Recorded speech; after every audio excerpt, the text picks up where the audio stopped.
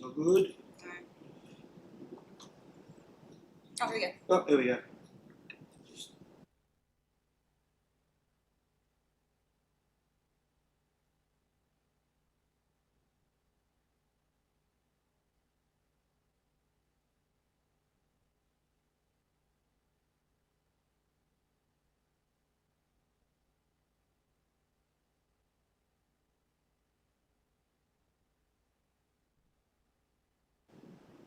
Check 1 2. Check 1 2.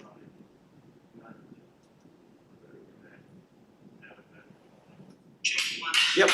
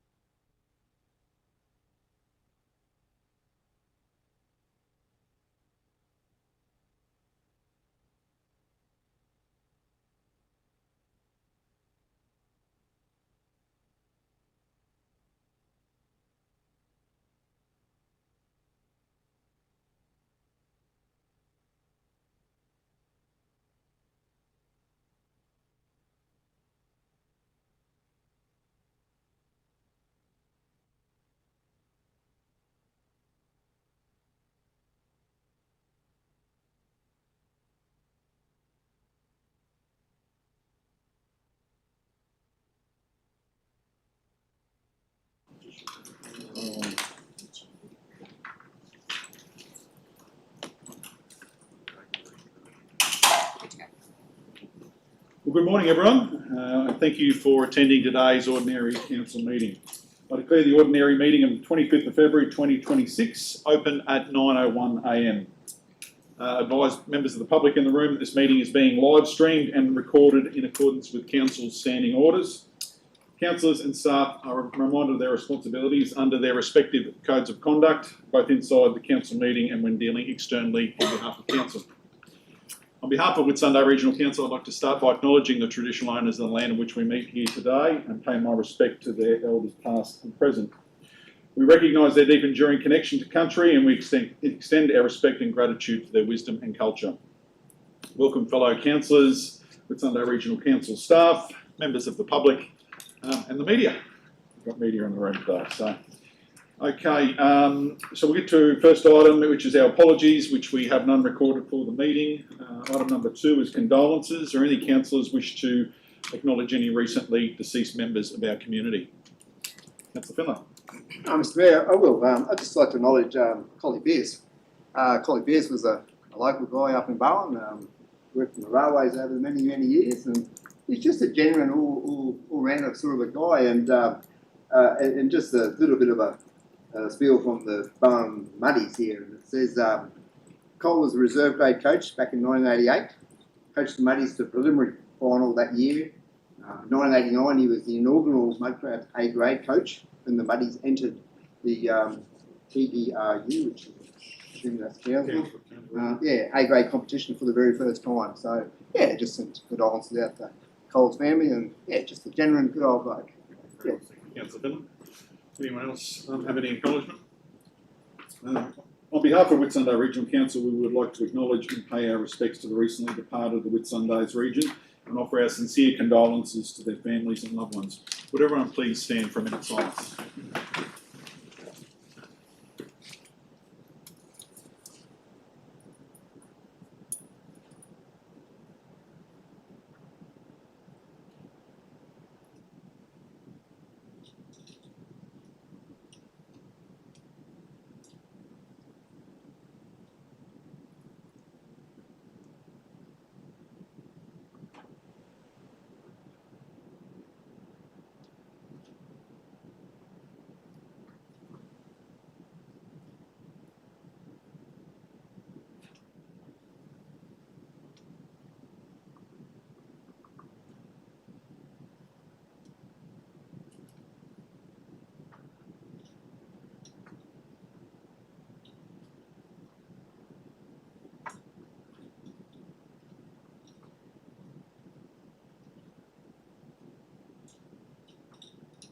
Thank you, everyone. Please be seated.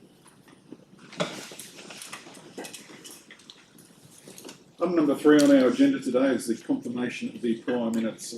Meeting 28th of January 2026, Ordinary Council meeting. Moved Councillor Clifford, second Councillor Wright.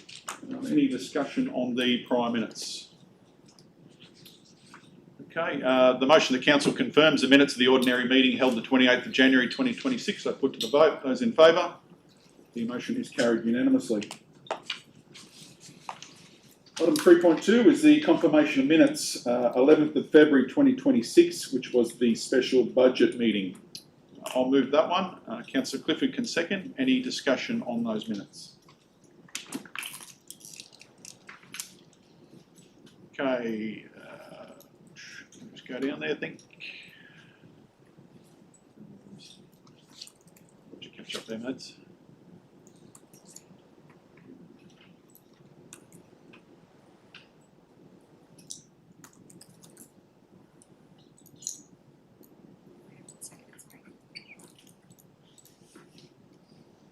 So it's Councillor Clifford. Who's the seconder? Councillor Wright. Councillor Wright, yep.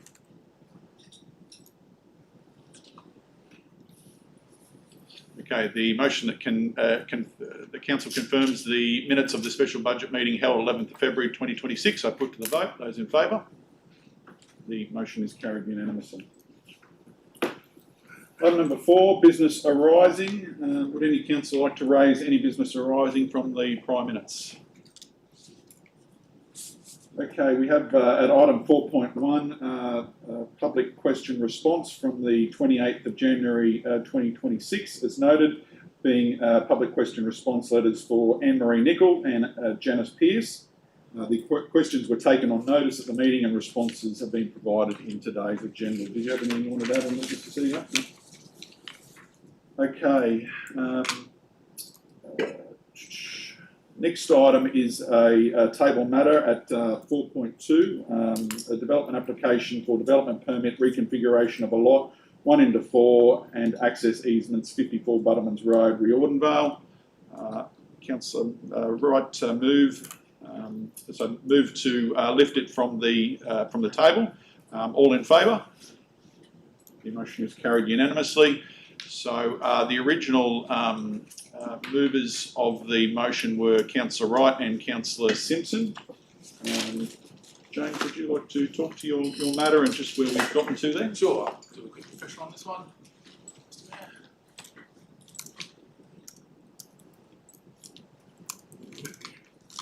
Through you, Mr. Mayor, the site is at 54 Bottomans Road, Riordanvale, and as you said, it's a 4-lot subdivision with an access easement. It's in the rural residential zone, and the site's surrounded by rural residential land and emerging community land. It has the bushfire, biodiversity overlay and landslide overlay present on the site.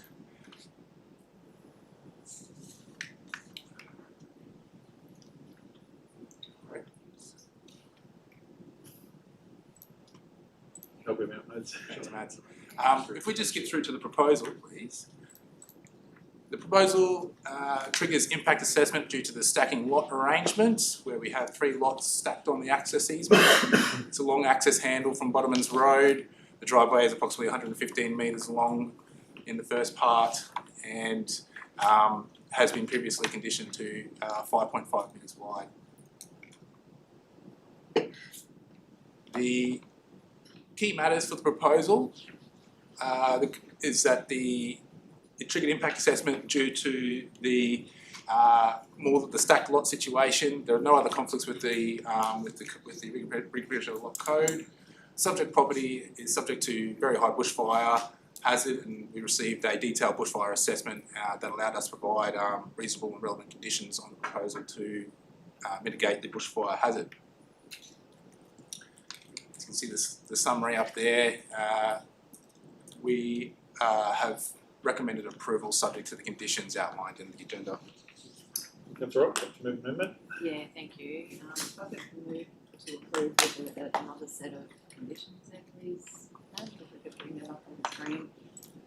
The reason being, so it just brings it in more in line with the conditions will be more in line with the engineering report that's been submitted, and hopefully less onerous on the owner, because it isn't a council road, it is a private road. Do we have anything regarding those amended conditions we can put up there?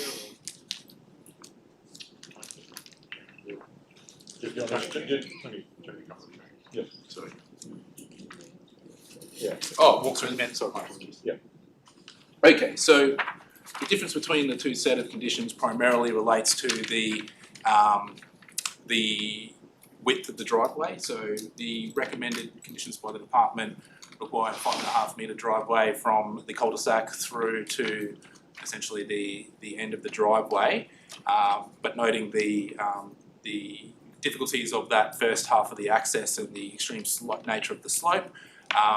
Under the guidance of the applicant's RPEQ engineer, they've recommended to keep the existing 3 metre seal with passing bays, and essentially that's what we've allowed to occur. With the only exception is that there is a blind corner at approximately chainage 260 to chainage about 320, where we have provided an alternative condition there, allowing that section to be 5.5 metres due to the safety aspect. And then we're allowing the existing driveway that is already sealed at 3 metres wide to continue for the balance of the driveway, which is exactly as the applicant proposed it. James. Councillor Simpson, are you anything on the amendment? Are you happy to second the amendment? Yeah. Yep. Okay, so Councillor Simpson seconds the amendment put forward by Councillor Wright. Any questions for the officer or any discussion on the lot?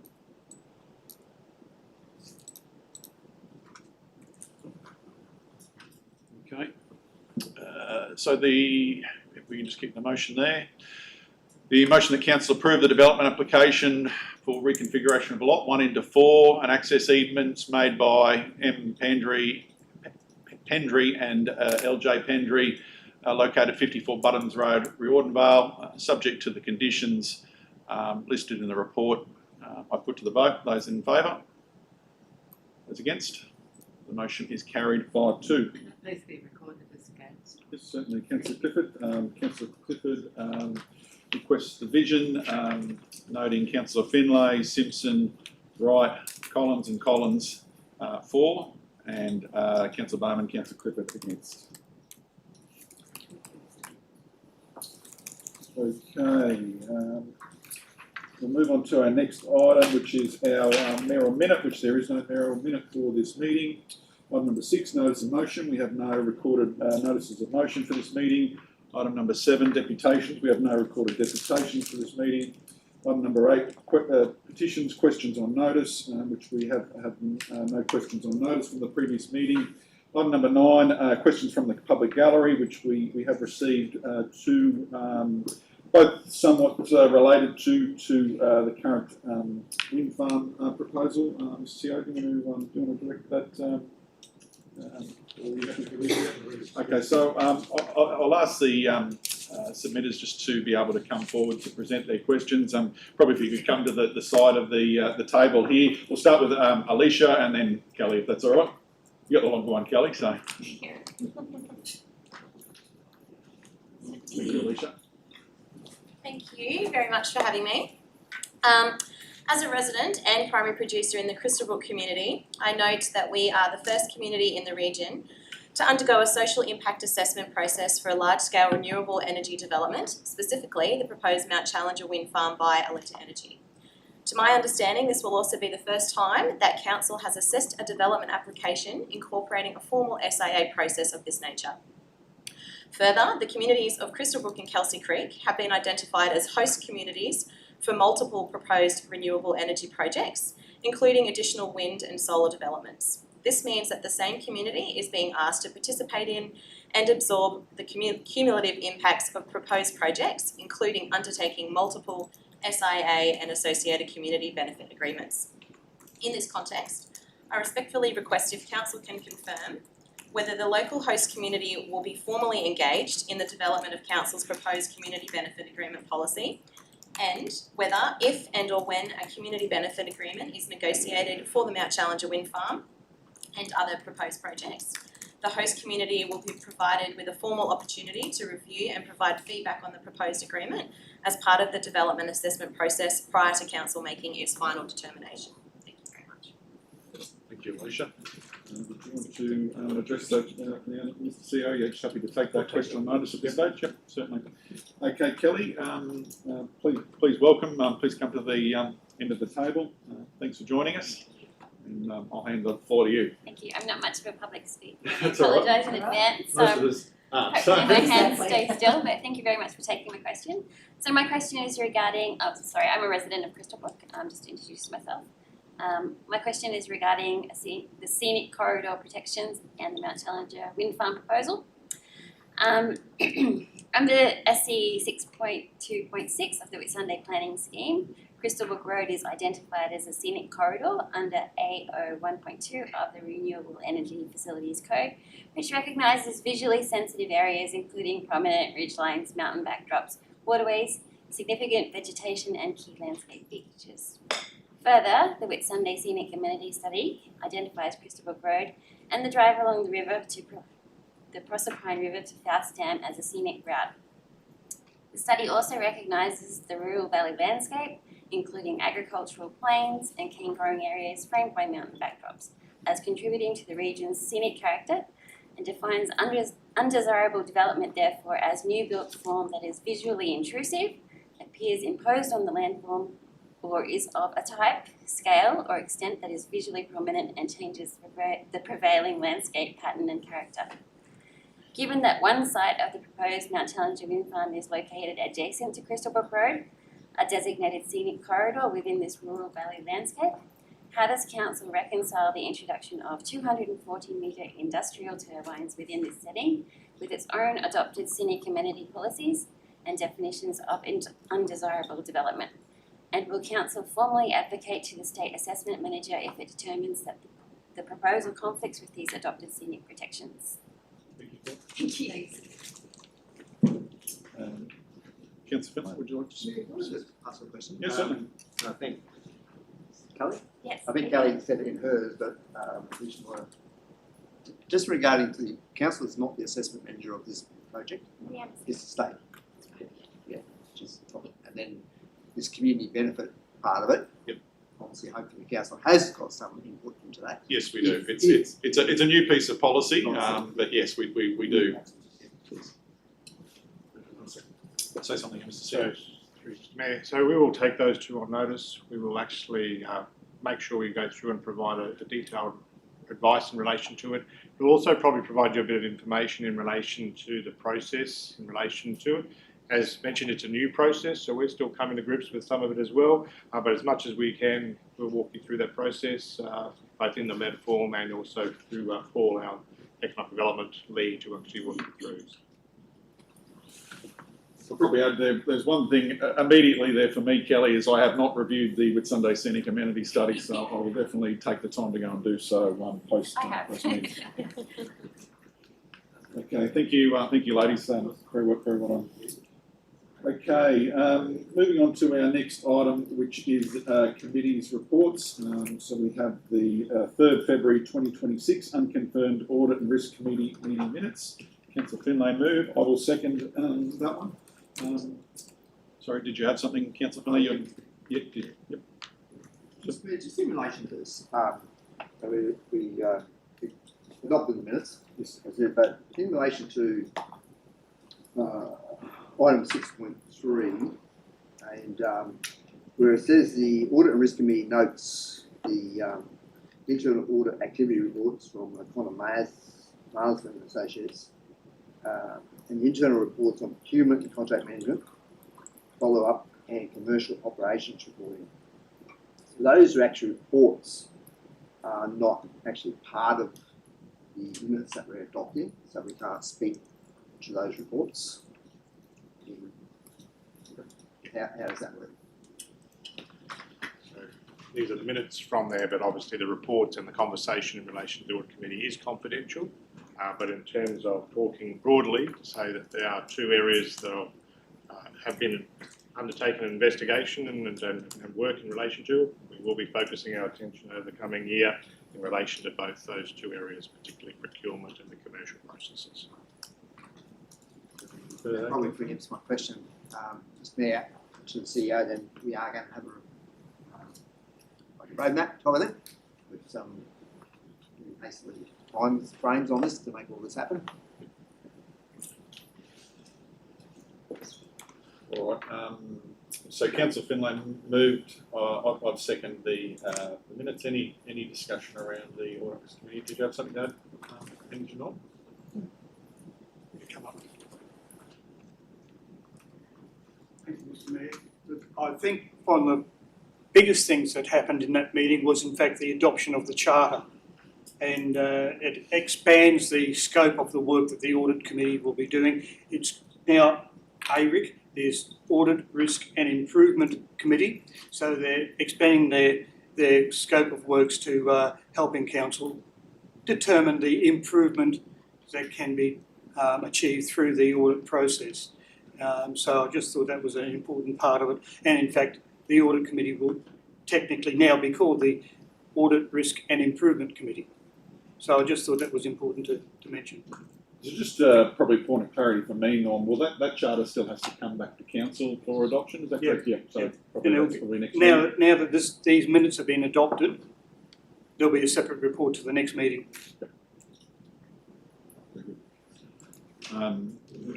Yeah, there's probably a bit to cover on that charter, but there's probably no point talking to it until we've actually got it in front of us for adoption. So probably more for the council's awareness that there's obviously been some. I guess we were required to actually review the charter. So there's been some some new input into that and the creation of a new charter, which will then come forward to council. So it's kind of, it's been in the minutes, it's kind of preempting it, but yeah, it's obviously gone through the committee at this stage, still requiring council adoption. Okay, anything further on the Audit Risk Committee meeting minutes? Okay, the motion that council endorse the unconfirmed minutes of the Audit Risk Committee meeting as attached, held on the 3rd of February 2026. I put to the vote. Those in favour? The motion is carried unanimously.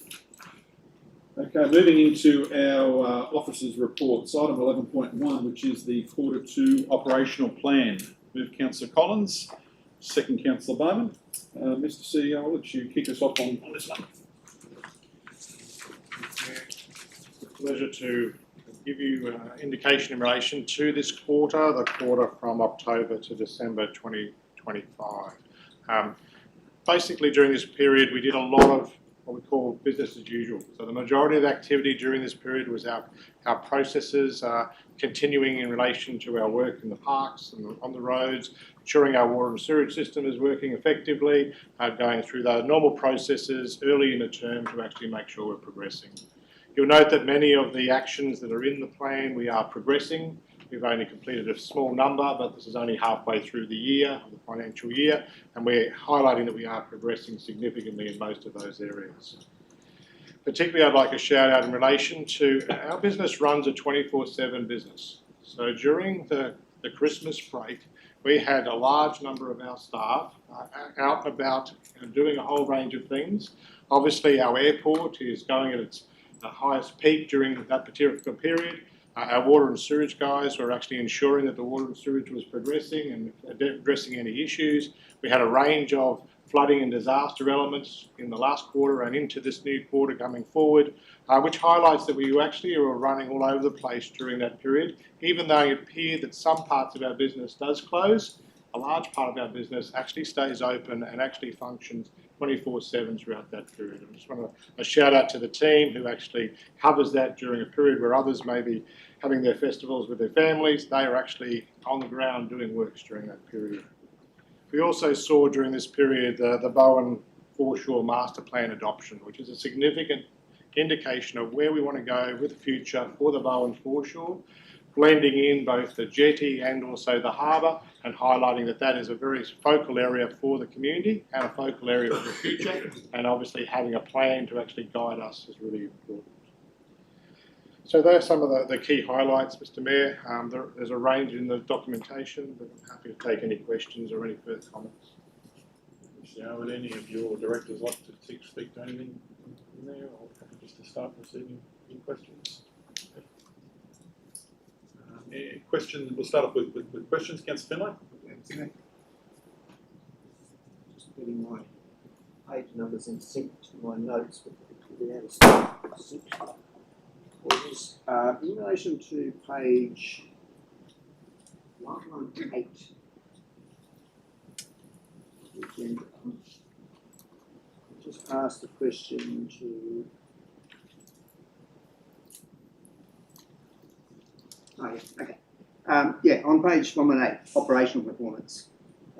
It's noted here that the general fund is currently in a deficit position. This outcome is primarily driven by a combination of factors, including increased service delivery levels, escalating infrastructure costs associated with depreciation, inflationary pressures, cumulative rate freezes during COVID-19, and the strategic decision to retain operating surpluses within the utility and commercial businesses to enable growth. In response, Council has implemented a series of targeted and coordinated initiatives across the organisation aimed at progressively reducing the deficit and restoring the financial sustainability to the general fund. Can I just ask a question to the CEO, what some of those initiatives might be, please, Mr Mayor? So we've basically been looking at benchmarking in relation to both our fees and charges, but also how our businesses work. So we've been comparing ourselves in each of the functional areas with the other councils of like size in relation to that. And obviously in relation to fees and charges, we've been benchmarking those, and we've had an independent assessor to basically walk through those and provide that guidance. We've also been having a very close look in relation to our IT services, in relation to what we actually have. In the last period of time, we've been turning off a range of systems which may have not been entirely utilised as we put through that process. We've also been having a look across the whole of our back of house functions to determine where those efficiencies can be in relation to that. In some cases, we've started that process and tried to reduce our costs, and in some cases, the investigations are suggesting that there are ways that we can improve our efficiencies in those areas, and we're looking forward to actually presenting them for the 26 to 27 budget program. We've also been having a look at particular areas of our business where either the money we give out to the community or the money we provide in terms of CSOs, and just making sure that we're trying to be equitable, fair in relation to those and in accordance with our policy positions. We've also had a look at doing some particular work in relation to sun functions. So we have an aquatic strategy looking just at our aquatics to see how that will progress. We've had works in relation to building our environment strategy to look at our environment activities. And we actually have been doing a range of work in terms of our economic development. Now that we have our economic development strategy, what is our focus in relation to that? And do we need to spend as much money in that area on that progress, or actually more on the implementation of the strategy? So it is a thing that we're doing in terms of all parts of the business. In particular, in relation to our commercial area, we are looking at where are our opportunities to increase our profits in relation to that, and that's actually looking at our expenditure in those areas, and also where we can bring things together and get economies. We're trying to do that as well.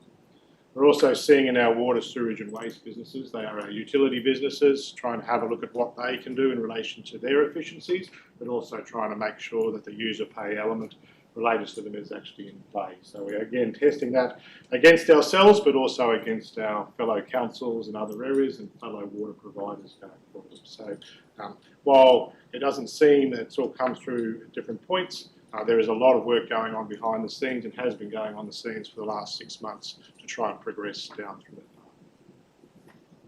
path. Yeah, a couple of questions. Yep. Can I get Laura? Yeah, does that? I wouldn't mind mixing it up with different people. Does anyone else want to speak to, just to keep some balance going here, Councillor Finlay, Councillor Clifford? I'll come back to Councillor Finlay. Yep, I'll throw you to the CEO. Are we still collaborating with Isaac and Mackay on supply of chemicals and things like that? Because I believe that's been a huge cost saving for us. We have a very good relationship with Isaac Mackay and ourselves. We're sometimes called WIM, as in Whitsunday Isaac Mackay. Sometimes we're called Greater Whitsundays, but if you hear those two things, we have a particular group which is actually all of the waste managers come together on a regular basis and try and figure out options that can get us efficiencies. And obviously we do currently share the material recovery facility in Mackay in relation to that. We also share some elements of a new waste coordinator and educator in relation to that. Same, the WIM Alliance, which is also the Water Alliance and the Sewage Alliance, they come together. They've been working on ways where they can share both information, some technology that's been done, and obviously things like chemicals and other costs has also been shared. Okay. Thank you. First, just like to speak to seeing a number of big ticket items already ticked off as we get to the 6 month mark. I think that shows the progress we're making. I think it's looking good for a lot of these jobs to be completed within this year, allow us to stack out our next operational plan. Probably my specific questions for Director Julie. Just in relation to, I know we've been through briefings and things like that, but if you could speak publicly just to the work that your department and council has been doing on the review of the community grants, donations and sponsorships. So as we work in towards next year's budget. Thanks. Yep. Councillors, as Councillor Bowman mentioned, we've had workshops on the community grant funding. There's a review being done, basically to make it easier, a little bit simplified for those folk requesting funding, and also to balance it out and make it far more streamlined within the organisation as to approvals, refusals and that sort of thing. So once it comes back with the full policy, and that'll come back to council of course, from the review, I think the document will be a much easier read and the applications will be a much easier document for the members of the community as well. I guess just a couple of questions from me. I think the report generally is a good one, and I'll talk to that as well. I think just a few questions. A couple of areas there. Just I think we are obviously the sort of the mid-year point, mid-year of the operational plan, and just a few pacing ones there. I think the waste management strategy is one I've flagged at 15%. Completion. I think it's probably well known, particularly from a budgetary point of view, with the cost escalation we are seeing in the waste management business. So I guess, Mr. CEO, just an update on the waste management strategy and how we can accelerate that process. I guess in a similar vein, the other one that seemed to be lagging behind was the technology modernisation with the ERP digital, which seems to be progressing relatively slow. I know we've had some change in leadership there, but obviously in terms of organisational importance for the total budget process, it sits up there in the top echelon. So, and probably just the third one, I had a question on. The third one I had a question on investment prospectus. I think we've obviously started to advance that economic piece quite significantly. Again, it's one I think really probably needs to be prioritised over this year as we move from the strategic pieces into the action pieces. And I guess the only other thing I'll highlight there seems to be a lot that is its outcome seems very contingent on grant funding delivery, which is always an unknown. So yeah, just a couple of areas I'll ask you to clarify for me. Yeah, starting with the first one. So the waste strategy, our team is progressing to work through the waste strategy, but if you think about it, it's a bit like Russian dolls. You get the state waste strategy, which is kind of still being looked at closely at the moment. There's a Greater Whitsunday's regional strategy, which is also under full review at the moment, and our waste strategy, which fits inside that. We're not waiting for those other two to actually be completely finalised. We are progressing with ours in terms of a draft to actually work through that, both in terms of what we're trying to achieve regionally, but also as a business what we can achieve further. So I know that the team, while their focus at the moment is on business as usual and addressing a number of issues in relation to our existing sites, Jared and the team are actually having another meeting in relation to the waste strategy coming this week. So, in relation to the second issue, the ITC, it's probably fair to say that with Paddy and Tricia on board, we basically have almost stopped and said draw a line and now actually have a full review in relation to those processes. A full review in relation to some of the projects that are occurring, including the AMI project, and ask the question, is this the best way forward? Is this the best system going forward? And do we actually need to be doing that project at this time? So over the coming weeks and months, we will be presented a range of information from that, which will highlight some options, but also some recommendations going forward. So while we may not have progressed as far as we had thought, we don't wish to keep progressing blindly. We actually wish to actually stop and have a look. We're also finding that the technology has changed a fair bit from the original direction, and there may be some more effective, more efficient options, cheaper options for us to progress, particularly for an organisation of our size. The third issue in relation to the incentive and attraction packages that we are doing in relation to that. What the team has been working on, we originally thought we'd just have one investment prospectus. What the team's probably suggesting is we need to provide prospectuses that are actually designed to whoever we're going after. If we're going after the health industry, we need to produce a package for that, which is different from people who wish to build tourist resorts, which is different from those who are wishing to do residential investment. So while we are still progressing that, we have probably changed tack slightly to try and produce a series of prospectus rather than the one that fits everyone.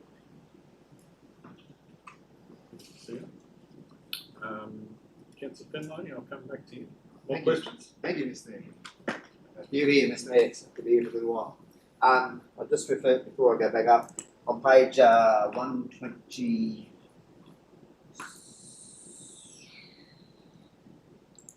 128 of the agenda.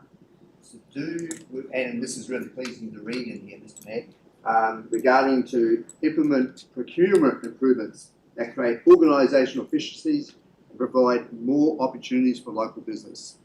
So in the comments it says, in addition to the policy position, a 10% benefit to local suppliers, the following actions are underway. Council has recently implemented a new tender tool.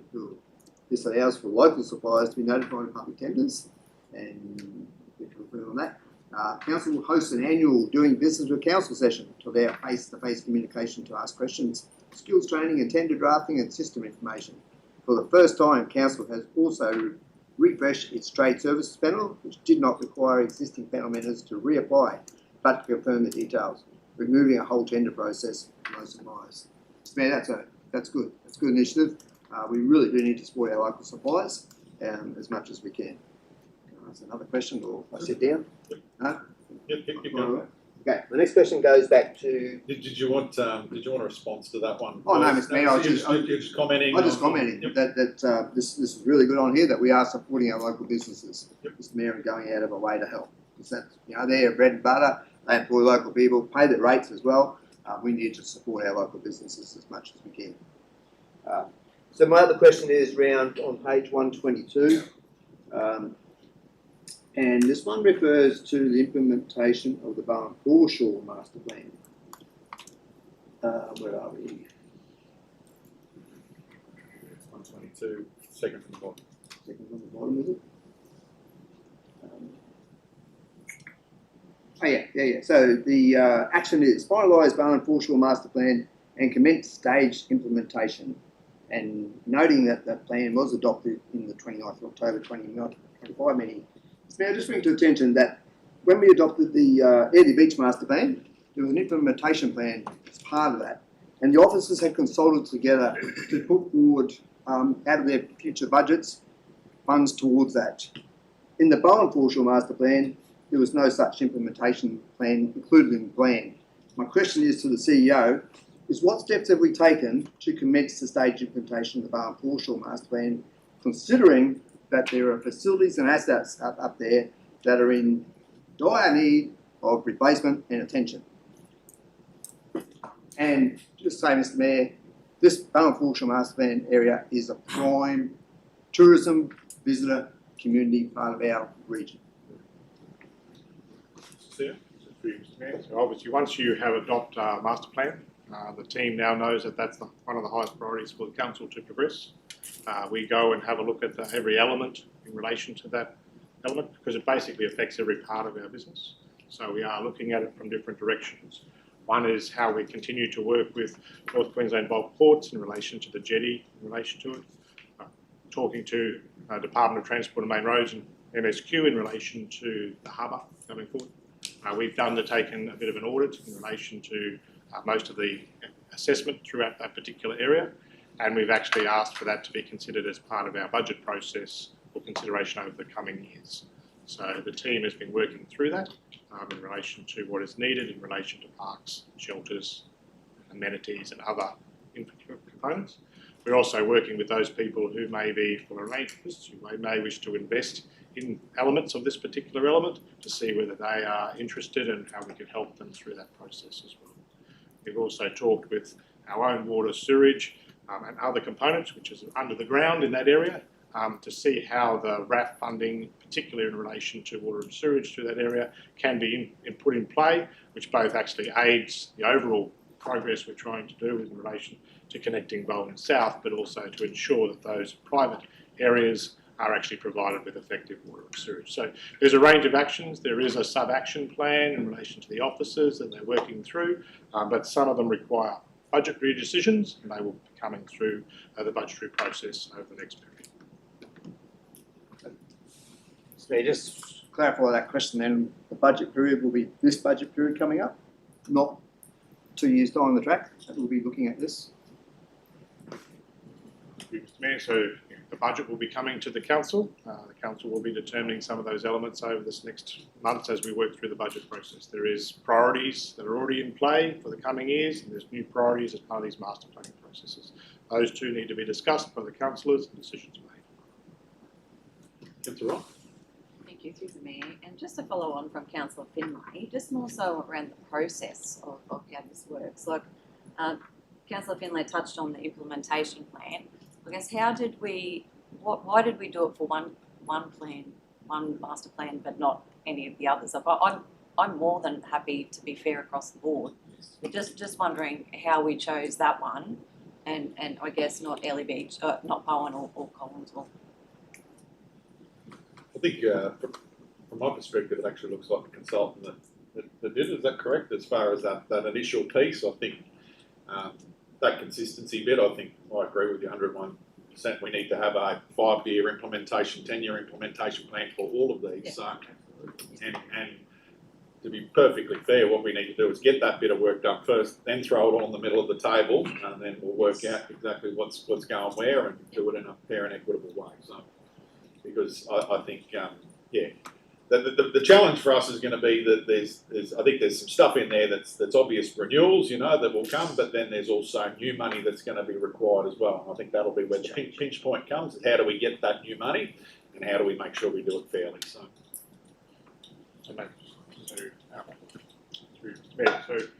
for each of the master plans, behind the scenes, we are preparing a very detailed, in some cases up to 100 line items of the action plans for every master plan that's actually those prepared.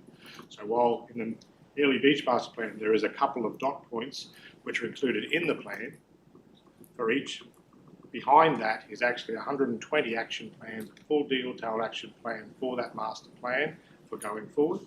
So for each of our master plans there is a detailed action plan being prepared which will go right down to specifics as to what is required to be done from every part of the business. So different parts of the business might be suggestions for additional events, it might be suggestions for physical works, it might be suggestions for commercial activities. That's all part of the plans that actually being prepared. Over the coming period, we'll actually be bringing them forward and we'll see them actually one after another as the master plans are endorsed. Final question. I do note that this operational plan report been it's been done pretty quickly compared to the September one. But I just note that there is no financial quarterly reports for our business units in this report, isn't there? All the general fund. Look, I think just narrative-wise, I think I find this report interesting. As I said, we're looking backwards, but I think the real thing that strikes me for this is there's a lot of that planning work, the strategic work, which has come through to completion through this thing. So I'm actually probably more interested in Q3 report, because to me that's where the rubber needs to sort of hit the road, and that's in regards to some of this community infrastructure. It's in regard to the growth projects and the master planning. It's also in regard to the organisational reform piece. So I think that bit of translating strategy into action, that's what I'm looking forward to going forward. I think the planning work that's been undertaken and completed through this quarter is actually quite tremendous, and I think it really gives us a good platform, not just for the rest of this year, but for coming years. And I think you look at you're talking about Early Beach, that wasn't in this quarter. We didn't adopt it till the current quarter, but the sports precinct, the Bowen Foreshore, the Collinsville Showgrounds, that's some work right there. And I think see that starting to progress now. We've got the community hub in Collinsville, that's underway. We've sort of got to sort out the rubble from that there adequately, but I think it's good to see those things moving forward. So I think the other point there, and Troy's not in the room, but it's great to see that the network planning for water and wastewater has moved from 5% to 70% in a quarter. Really good. Airport infrastructure. I know sewage probably isn't your favourite one out there, Craig, but it is progress against the master plan, and also sets you up for the future out there. And I think the other thing there too is that the work that we're doing in that economic space, the advocacy work, is delivering results. Significant external funding received for Bowen Developmental Road. We've probably seen over the last couple of weeks how much our unsealed road network is susceptible to weather, and I think I was only discussing with Councillor Simpson a couple of days ago. The opportunities posed by improving the amount of sealing that we're doing on our unsealed road network, save us having to come back and do more work. So So yeah, look, overall, I actually think there's some really good highlights in there that are worth showcasing to the community, and really just want to commend the team on their efforts. And yeah, as I said, I think the focus now is really coming in. We're getting through that strategic pieces of work, those review pieces of work, the planning pieces of work, and now it's rubber to the road. So, Councillor Clifford. Thank you, Mr Mayor. Through you to Director Craig. On page 125 of mine, its engagement has been undertaken regarding the Discovery Centre at Shute Harbour, but there's also some not conflicting but confusing to some people about the state government's proposal as well for the boat ramps. Could you clarify that for everybody, please? Certainly, through the Mayor, thanks Councillor Clifford.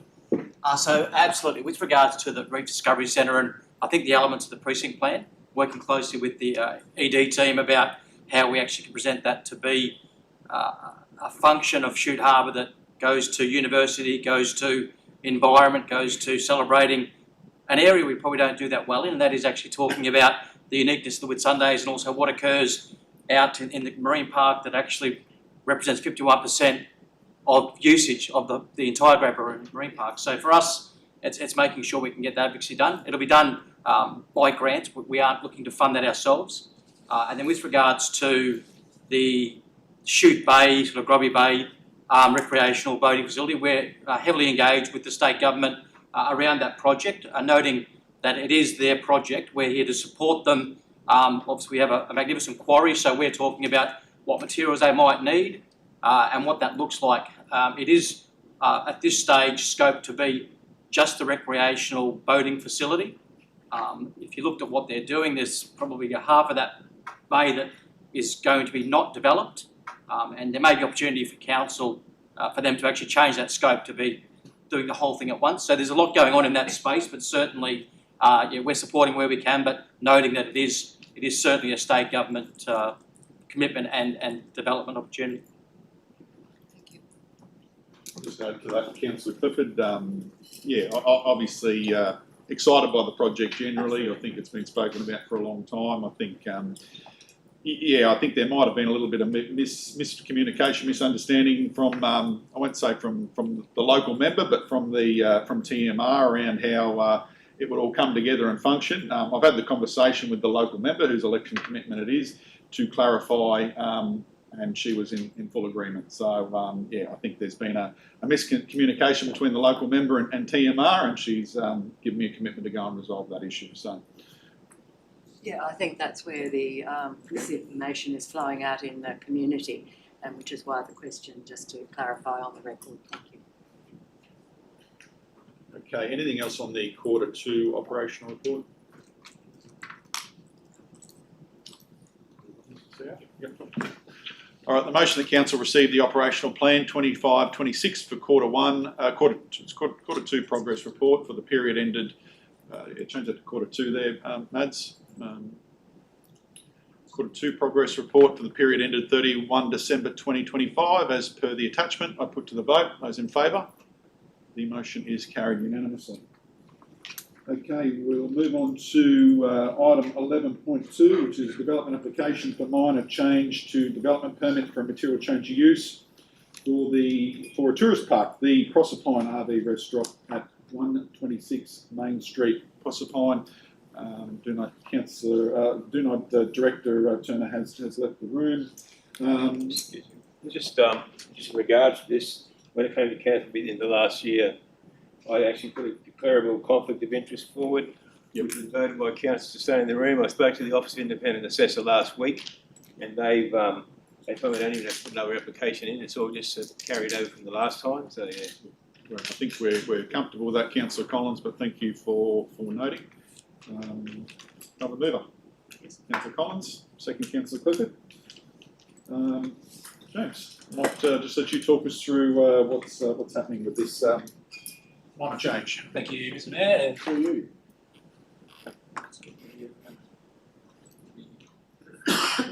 Come up.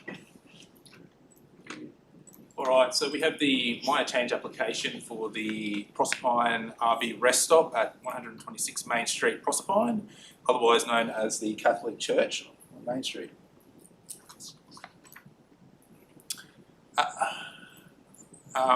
Just for a bit of background, the application was approved by Council on the 13th of June 2019, and at the at the ordinary council meeting of 29th of October 2025, the council resolved to delegate the minor change application to the CEO to begin, formulating that application to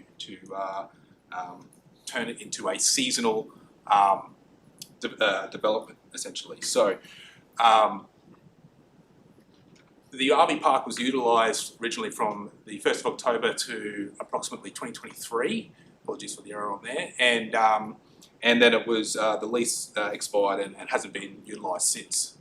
The minor change request essentially is separating the full-blown tourist park part of the application to stage 2 to allow the RV rest stop component, to operate on a seasonal basis from the 1st of April to the 30th of November annually. The application itself was submitted with an RPEQ assessment to determine the average rainfall periods in Proserpine, and they looked at rainfall from 1978 to 2025, and it was determined that the dry season for Proserpine is April to November. So to support the change request, they provided a temporary closure plan and an operational management plan that deals with what procedures are required during that dry season period if we do get rainfall or the park gets a bit boggy from usage, and it'll be the applicant's job to ensure that the operational management plan is fulfilled and the obligations under that, restoring any ruts and so on and so forth, is undertaken. That is essentially the change application. Just to readdress, stage 1 will be to operate on a seasonal basis from the 1st of April to 30th of November annually. It doesn't require any operational works components to be undertaken. It's just going to be allowing the RV stop to operate. And then stage 2 will be the full-scale tourist park with all of the levels changing, all of the line marking and sealed car parking areas being put in. And we in Development 7 have recommended approval, subject to the requested change conditions. James. Anyone like to speak to it? Councillor Collins, would you like to speak to it? I'll speak to it for you. Yeah, look, to me this is just common sense stuff. I think as far as delivering an outcome, I understand that obviously it can't be open year round, but I think for when you're talking about cost benefit, it makes a lot of sense, and it gets this facility back open again, and utilised, and people can come in. It activates a precinct. It brings additional money in. We've spoken at length, obviously, around the opportunity presented by the RV park, but I think the minor amendment is really just a common sense approach to addressing getting it all going again, and fully support. Anything else, Councillor Collins? I agree wholeheartedly with you there. I'd like to acknowledge the council for your support this year today. It's been a long, in particular, Rye, thank you very much, and Craig, he's left the room unfortunately, but it's something that Rye and I spoke about when he first got in as mayor, and I'm happy to see it back up where it is now, and we've got the right people on the job and made it happen. So thank you, everyone. Anything, Councillor Simpson? Just make a couple of comments, thanks, Mr. Mayor. On one of our previous reports today on page 112, it was estimated that the RV park brings in between 800,000 and 1.6 million to the region, and when it was closed a few years ago, there was community outrage. All the business owners in the main street and around Proserpine, thought the sky was caving in, so they should be happy that this will be up and running again this year, and happy days ahead, hopefully, Proserpine. Anything further from the table? The motion the council approves a request for a minor change to development permit for a material change of use for a tourist park, RV rest stop, located at 126 Main Street, Proserpine, subject to the conditions outlined in the attachment 11.2.3. I put to the vote. Those in favour? The motion is carried unanimously. The other director back in.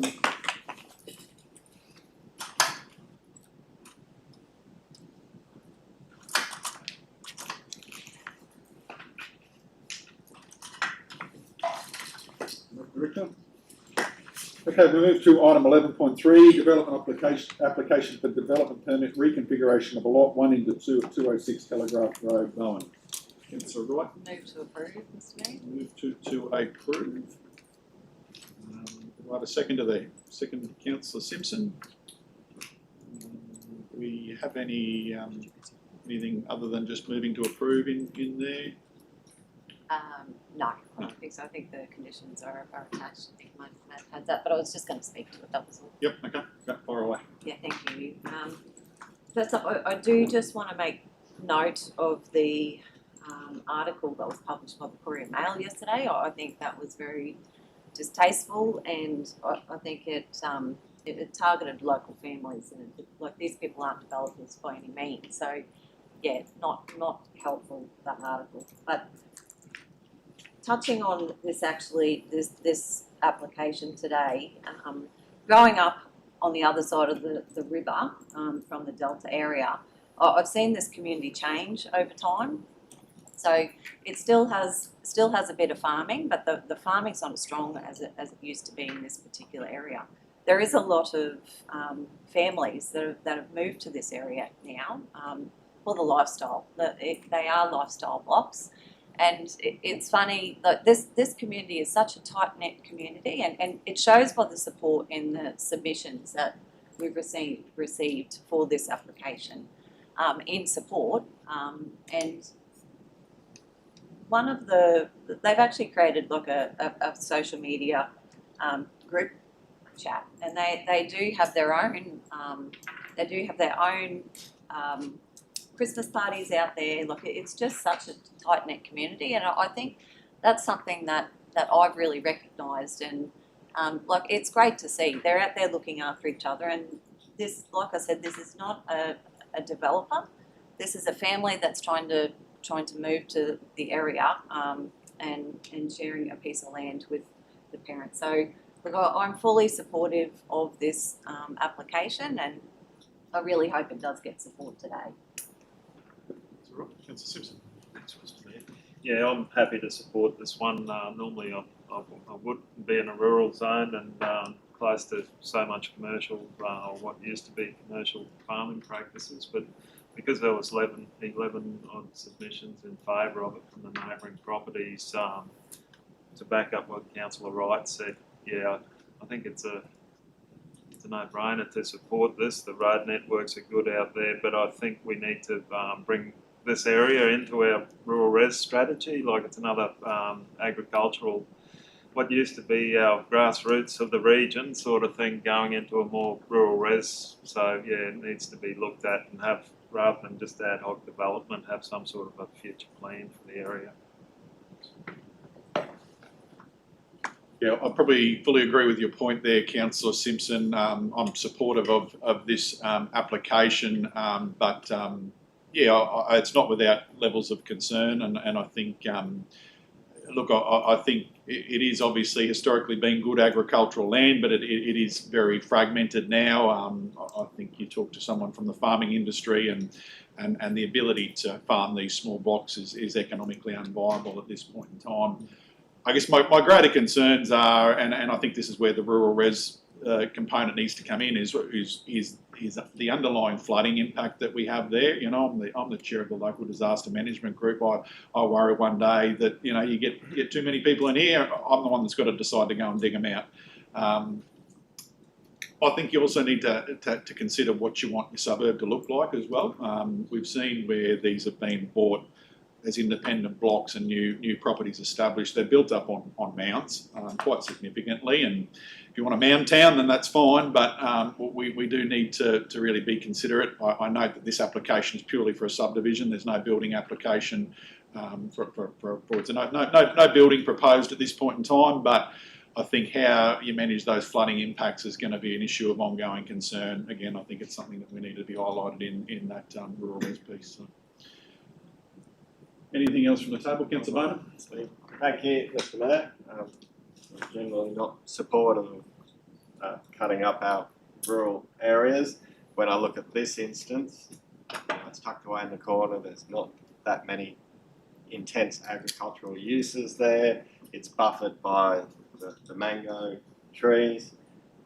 So, for me, in this instance, is something that's separate from creating more conflicted land. I certainly understand the flood issues. Even with this, I have a concern that we'll end up with a subdivided block of land, and the engineering costs of actually building a house on there will be a problem. You've got to deal with effluent that is up above 0.8 flood levels. So I think there is significant costs. From my reading of the conditions, if this goes ahead as it is, both dwellings need to come up to current engineering. So the existing house has to provide engineering codes for its water and effluent up to today's standards. Just ask James. Yes, Mr. Mayor. Just to correct you on that one, Councillor Bowman, we don't generally make the existing dwelling come up to code. It had a right to exist lawfully at the time it was given an approval by the building certifier, and therefore we don't retrospectively impose requirements on these types of dwellings. But obviously, as you said, the future dwelling on the new lot will have to come up to the current flood level, and as the report identifies that they haven't actually found that level exactly, and they'll need to do a further study or wait for council to develop a study for that area to determine the flood level. Thank you. That was my question and my concern. I did see it mentions that both lots must be in accordance. So as long as we've got that on the public record, I'd be more happy. But this is my issue. I know it's at a building stage, but we ended up with subdivided land. My other concern, of course, is a large number of supporting submissions, but do they all start thinking, well, now I can cut up 9 lots? I think we do need to look at the delta and balance it up, but ad hoc development is not a good outcome, and obviously the safety of people and property needs to be primary. That's one thing I see in this zone, is that allocated house site is in a low flood area, but the rest of the site's in a medium flood. So I really do have concerns of putting higher intensity of residents into an at-risk area. Thank you. Any further comment on this one? Okay, the motion that council approve the development application for reconfiguration of lot 1 into 2 made by CJ Edgerton and CC Edgerton at 206 Telegraph Road, Delta, subject to the conditions in the report. I put to the vote. Those in favour? Those against? The motion is carried 5-2.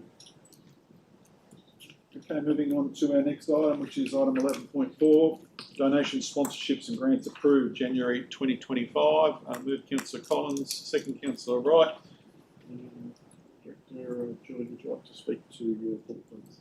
Thanks, Mr. Mayor. Councillors, January 26, reasonably quiet month as it is each year. We had 4 approved junior elite athlete grants totaling $1,000.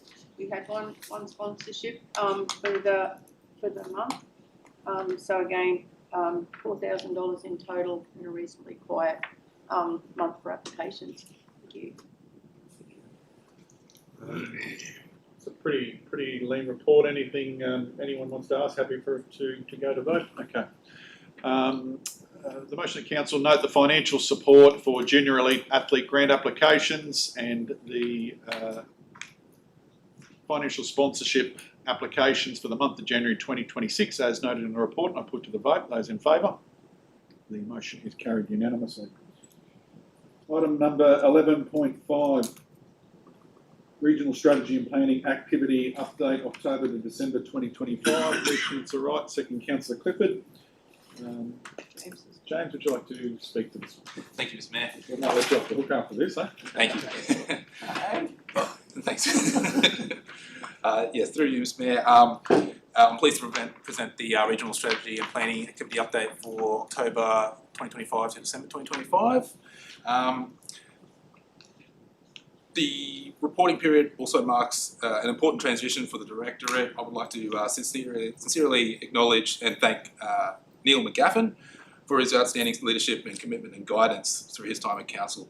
His contribution has been instrumental in shaping the Directorate's success, and we wish him all the very success in his future endeavours. From development assessment, the team received 109 development applications and decided 64 applications. Obviously it wasn't as high as the previous quarter, but it's still showing a strong sector across the region in development.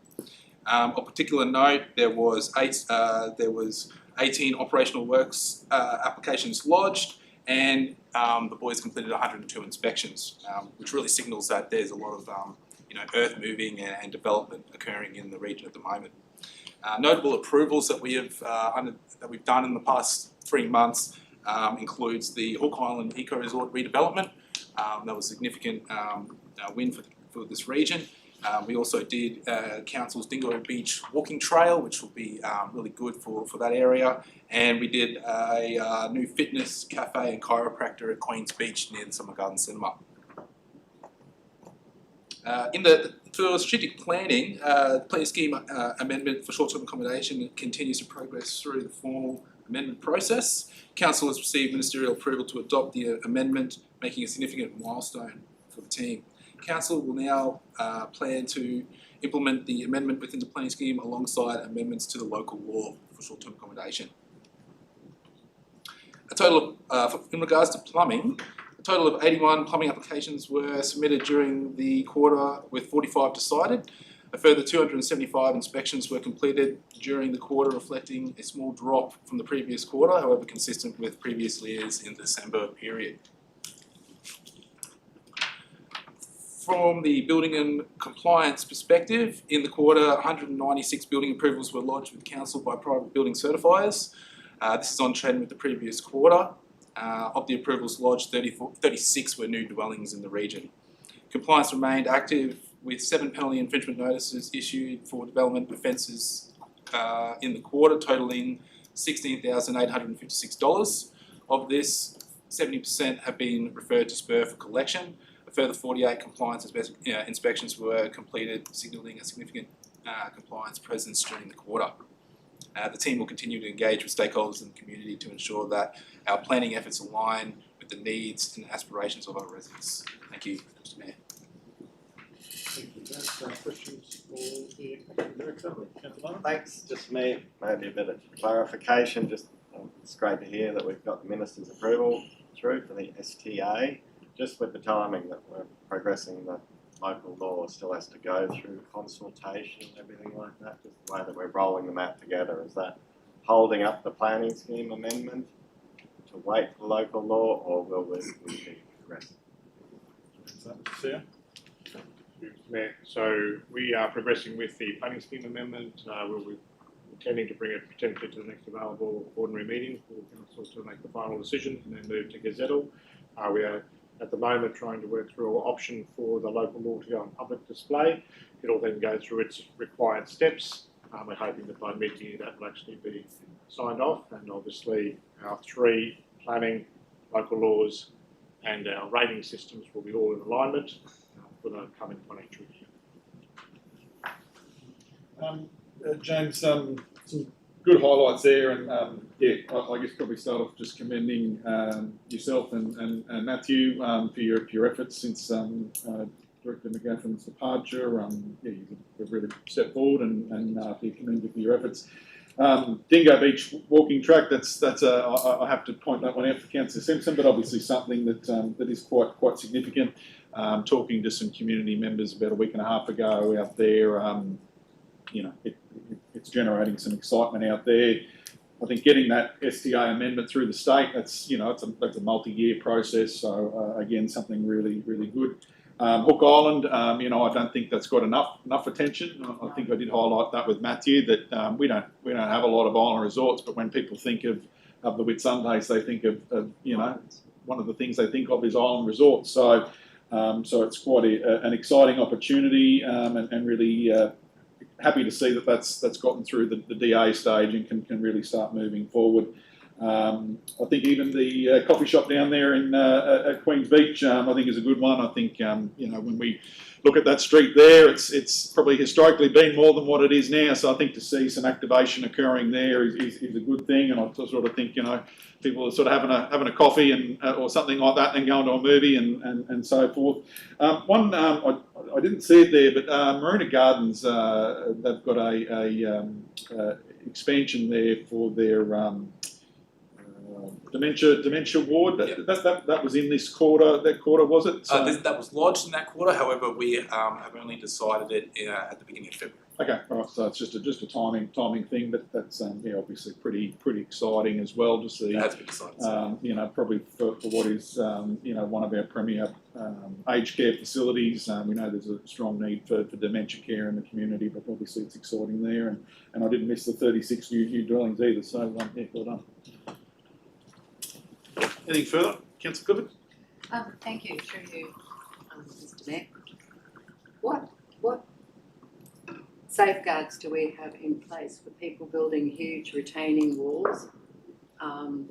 Do they have to make a building application? There was an issue up in my part of the world that I took Director Julie up to see, where these massive 1.5 tonne each blocks of concrete have come down onto a shared driveway because there were no foundations. They were just built on dirt before that Christmassy rain event.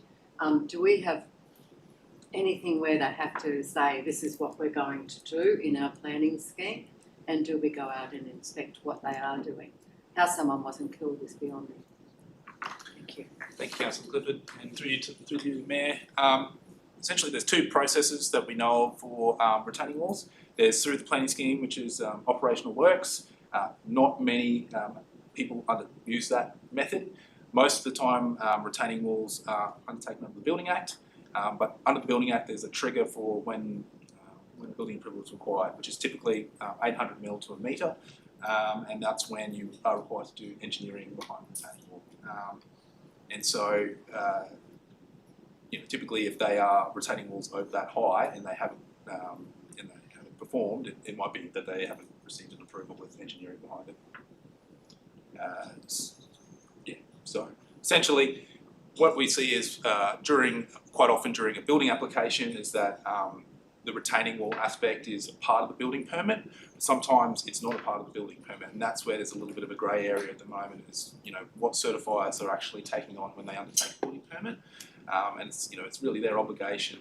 If the retaining wall's on a plan, they need to make sure that they're approving that as part of their development or not.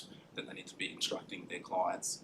You need a further building approval for this retaining wall, or you need to include this retaining wall in the building approval itself. It's my understanding that this was a retrofit. So the dwelling's been there for some time, and this was, I just don't believe that we should be allowing these types of things or mass clearing at the onset of the wet. No, I understand that, and typically the problem is that we have private building certifiers now undertaking all of these approvals, and so we have one compliance officer, and the reality is that we can't see all of these walls get erected, and quite often it's a chase game. We have to go and retrospectively get those approvals undertaken, and once we're made aware of any of these incidences, we obviously send the compliance officer out to take photos, and then we begin the compliance actions to formalise the book.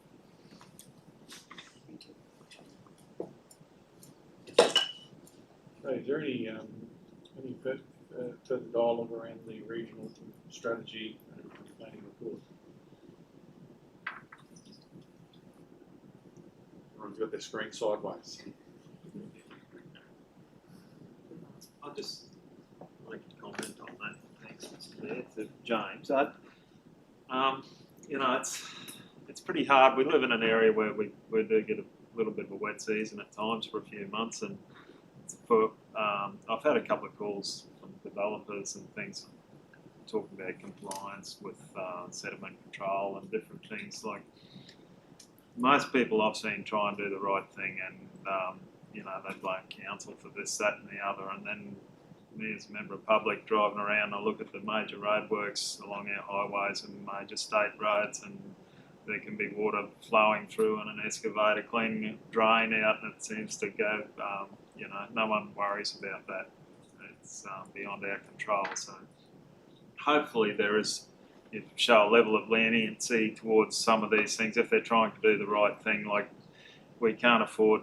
Years ago, when I was younger, people used to do nothing for 3 months of the year or 4 months of the year, and now everyone's out there working, building houses, building shops, and whatever, and it's good to see. But just from my side of things, I'd like to see a little bit of leniency if whoever it is trying to do the right thing, and you don't just come along and say, "Sorry, mate, here's a big fine because you were a day late" or whatever. That's all. Please. No, I understand that. I'd argue the nature of our annual budget process, Councillor Simpson lends us to ramping our works up in January, February every year for some reason. So I comment Director Gary. We have to do it. Okay. Anything further on the quarterly report for regional strategy planning? Okay. The motion that Council note the Regional Strategy and Planning Directorate update for the period October to December 2025. I put to the vote. Those in favour? Motion is carried unanimously. Item 11.6, the Community Services and Facilitation Activity Report, October to December 2025. Move Councillor Clifford, second Councillor Finlay. Director Julie, would you like to speak to your report? Yeah, thank you, Mr Mayor. Councillors, just a bit of a brief overview of Q2 from October to December last year. The events team were involved in six external events across the region with a total of approximately 1,150 participants attending. So it was the Christmas event. So there was carols by the beach.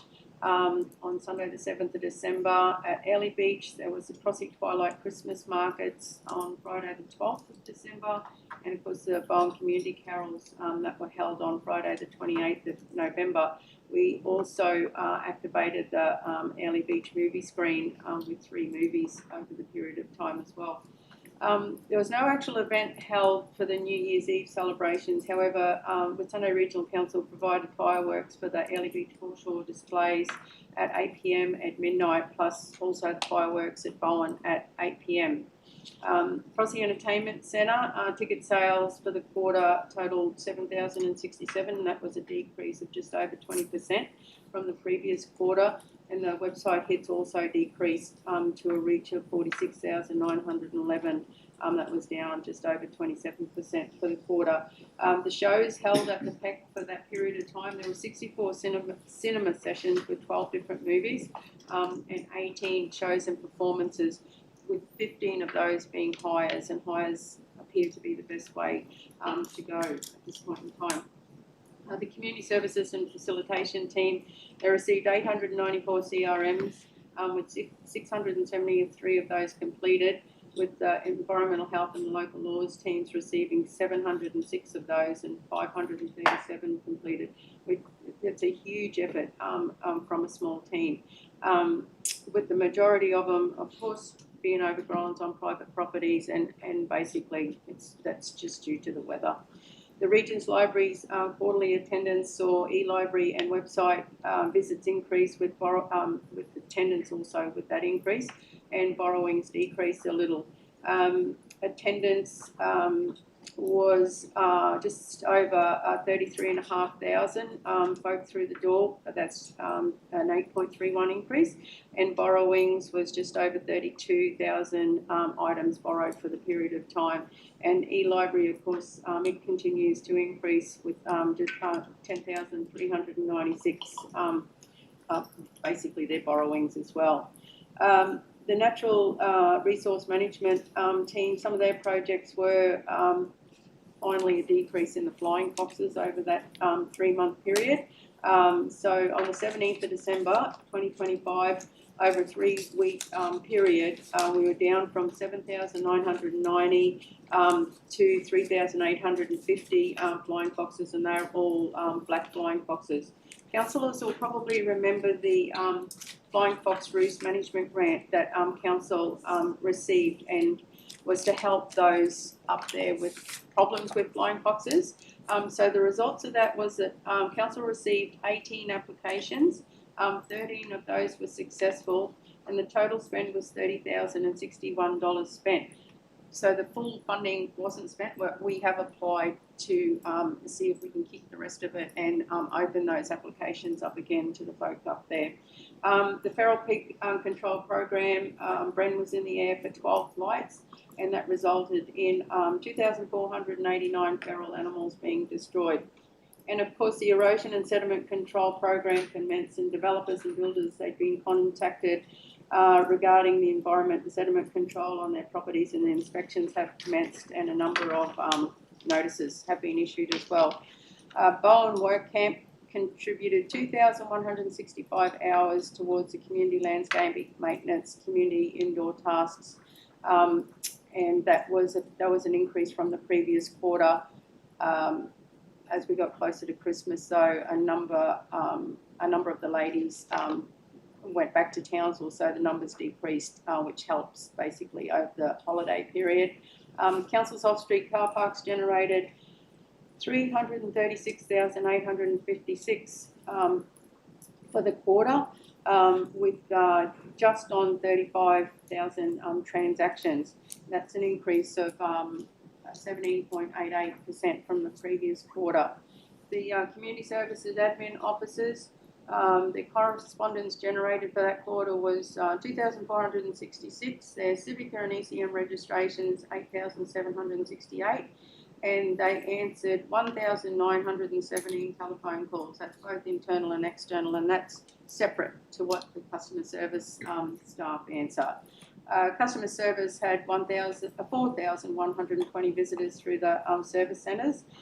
That's up a couple of percent in attendance from the previous quarter, but there's a bit of a decrease in receipts to 33,017 from 35,526, which is not huge, but it is a little. The aquatics, Early Beach Lagoon, increased by 75.61% to 117,542 people in the water for that period of time. Bomb pool also increased to 31,000. Frosty pool also had an increase to 37,000. The aquatics are just great with their figures. And Collinsville pool, it was down a little to 6,000, but it had a little bit of work done up around there. Cruise ships help add to the numbers at the Early Beach Lagoon. 25 cruise ships for the quarter with 59,671 passengers on board, and 45,278 of those passengers passed through the marinas to enjoy the Early Beach region plus local tours. That's all, councillors. If there's any questions. Councillor Finlay, first up. Thank you, Mr. Mayor. Start at the top position. Yeah, just question to Director Dooley. It's very a great percentage increase here at the Early Lagoon, 75%. That's huge numbers. What brings that on? And then even Crossbar was 34%. John, I don't know what you've been rallying around, A couple of water outages, mate. Everyone got for a swim. Yeah. I don't know. Hot weather. What's the Hot weather. hot weather? Is that what it is? Or was it cold weather 12 months ago? But I don't know. I'm just curious with me. I think it's quarterly gain, is that it? Yeah. Quarterly, yeah, versus Yeah. prior quarter, yeah. No, No, one before, the year before, yeah. The year before, Mr. So, Mayor. Yeah, that's why I asked the question. Yep, that's correct. Thanks, Mr. Mayor. Councillors, in all honesty, it's just great contract managers that we have at the aquatic areas now. They are so passionate. The water is sparkling like a diamond at that Early Lagoon. Definitely the cruise ships help. There's so many passengers come off the cruise ship and they actually just spend their day at the lagoon in and around in the water as well. we've just changed things a little bit, and there's so many of the passengers are there and around, and they're asking the lifeguards lots of questions, but the lifeguards can't take their focus off that water because that's all they're there for, is the safety. So we've set up now with some of the ambassadors are down there. I've got a local laws officer basically down around a lot of the time as well, just to help with people that don't kind of quite do the right thing as well, and just they just seem to love that lagoon, and the lifeguards and the contract managers at the lagoon, they think it's a great day, and we've rigged up actually another safety initiative down there that I don't know if any councillors have been there when the ship's been in, but we've got another lane rope for those folk that don't swim very well, and as it drops off into the deep end, and they may not understand what the signage is, so the lane rope's there, so so the guards are advising folk that up until the lane rope it's reasonably shallow. After the lane rope it gets a little deeper, and so they can get to that lane rope and feel safe, and yeah, and it's the same for the Prossie pool. Like Jenny does such a great job, and the aqua aerobics and the squad and the club numbers, it's great. So yeah. Mr. Simpson. Thanks, Mr. Mayor. Yeah, Director Julie, at the moment, I only heard this on the radio yesterday, that there's a national draft action plan for feral pigs at the moment. It's out for public consultation from I think it's the 12th of Feb till the 12th of March. And I'd appreciate it if you could make sure Scott or Bren, some of those figures that he gave us a couple of years ago, not just the numbers of pigs in our region, the environmental damage, what that cost is, and the cost of agriculture and stuff like that. I think it's important that we put as much in. I've never seen pigs like we have the last few years. Like I live out in Gregory Way, and neighbouring farmers and things. I've never experienced that in my lifetime. What are around at the moment. So, and I hear the same from down in Conway, and I assume it's the same up towards Bowen and Collinsville. So I think it's important that we put something in. Yeah, definitely. Councillor Collins. Just in regards to follow up with Gary there with that, I see Amanda Camp shared something about that the other week on social media. Julie, 12 flights, what's that costing us, sorry, please? Councillor, I'd have to take that. That's one a week, that's a lot. I'll take that on notice. Now I think we seem to be giving a miss to the dingoes. There's so many dingoes and wild dogs out there at the moment. It's disgusting what they're doing to the livestock around the place. I really think we need to start looking at a bounty for pigs and dogs, and I'm pretty sure you'll get a lot more pigs than the 12 flights are costing us. So yeah, I think it's something we need to look at. I know I've raised it a few times previously. Yeah. Cats. thank you. Mr. Mayor, Councillor, so what happens when Bren's in the air? It's not just pigs. If he sees wild dogs, he's on the wild dogs as well, okay? Also, he's got a number of traps that are out all the time. With the flights, the flights, so there's a fee on the flights. We charge a fee to the property owners on those flights. So I can get the exact figures of what the 12 flights cost, and I'll send it out to councillors. But it's basically, we're flying when we can fly because we're out there. We're out there with the fees. But as far as a bounty, good. Yep. Sorry, I'll just grab something for him, somewhat related. I noticed we got a deer control grant or something like that. So where is that relevant? And I guess how does that interact with the other ones? Is it same bucket of money that will fund the flights, or? I'll start at the beginning. So Whitsunday Regional Council's NRM team are leading the way across the state with what we do with the feral animals. Bren is asked to speak at so many different NRM forums across the region about how he's put this program together, and he's been asked to be involved with the feral deer as well. So the feral deer out towards Division 4, off the Richter. There's so many of them out there. So it'll be very much the same. And again, like if there's any, with the grant funding, we'll be on that, okay, but then after that runs out again, off to the property landholders, you know, to subsidise definitely the flights or pay for the flight, so to speak. So do we do, yeah, I guess, because there's sort of multiple parts there, do we go for like full cost recovery from the landholder if there's no grant, or how does that work? I was coming to Councillor Collins' point, if we're sort of scheduling flights, if there's a grant there, then that's all good. If there's no grant there, we go on halves, or we go full cost recovery, or What we do, if there's a grant there, we're using the grant, okay? If there's no grant money, we're using only what we've got through, and next year's budget's going to see an increase. that's right. Yeah, thank you through the Mayor. And just to add to that too, like I know the great works, and especially over the last few years as well, since I've been in this role, and watching the amount of feral animals and pigs and deers and look, I've seen them out in Division 4, but and then to still, for Collinsville, they haven't the last couple of years, but to still run their bacon buster event and the massive pigs that they bring in from that. So there is a huge problem, and what we're seeing is probably only a drop in the ocean compared to what the problem that's out there. But the feedback that I do get from the graziers, they're extremely thankful, and yeah, they can't praise Bren enough. So just thank you for the work that he does. The question though that I did want to ask, just regarding the Flying Fox risk management program, there was just a couple applications that were knocked back. Is that the grant? Yeah. So I guess what are the guidelines of the grant, and did we sort of advise them what they can apply for, and whether they can put in for something else in if it's needed in the next round?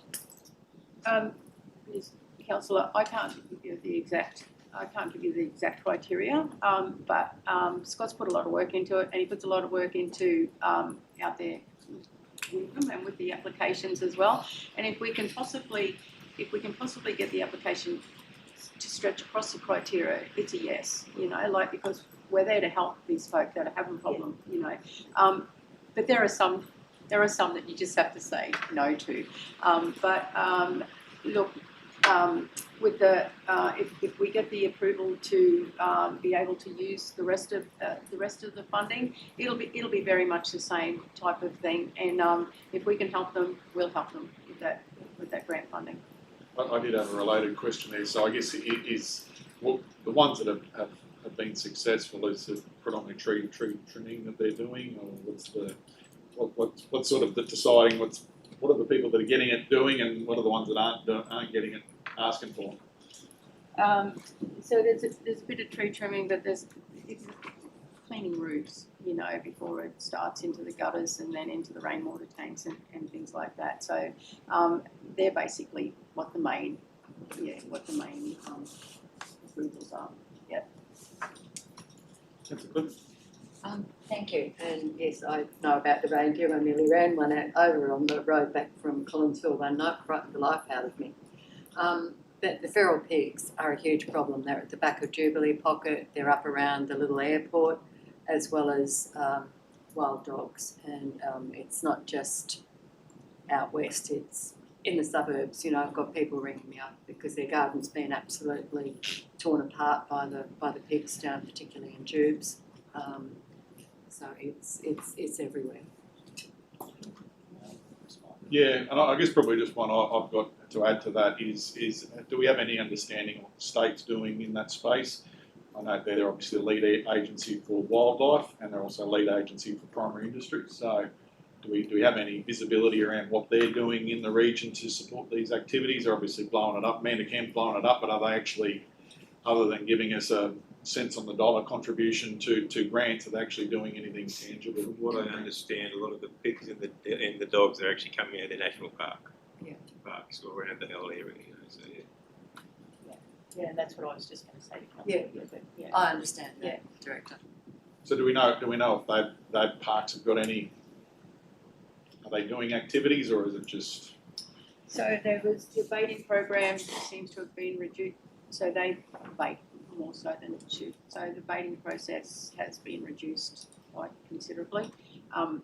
Councillor Simpson knows well about that. So, but it'd be great if they could just get up into those ranges and bait, most definitely. But then again, also have to be careful on where homes are built, because you can't be within that certain kilometre and that type of thing. Councillor Barr? Thanks, Mr. Mayor. Probably for me, just follow up a little bit. I think in the flying foxes there, it said the highest number was tree trimming and then air conditioners and then flowing down. Yeah. Yeah. So, but what we're seeing there is now that's been 60% funded by state money. So I think it's a good initiative. We can roll that over into a second round and look at the scope. And from this first round of communication, I know Scott's got a lot of feedback of what happens. They're coordinating with contractors, so they can actually do a large amount of work in their time out there, which I think gives cost efficiency for people too. But I think what we have got there is some state money going into it. With the pig action plan, Julie's already been CC'd in, and the following up with Scott and stuff like that, the state has only allocated $1 million for the rollout of this plan. And included in that, what I've been asking is they're saying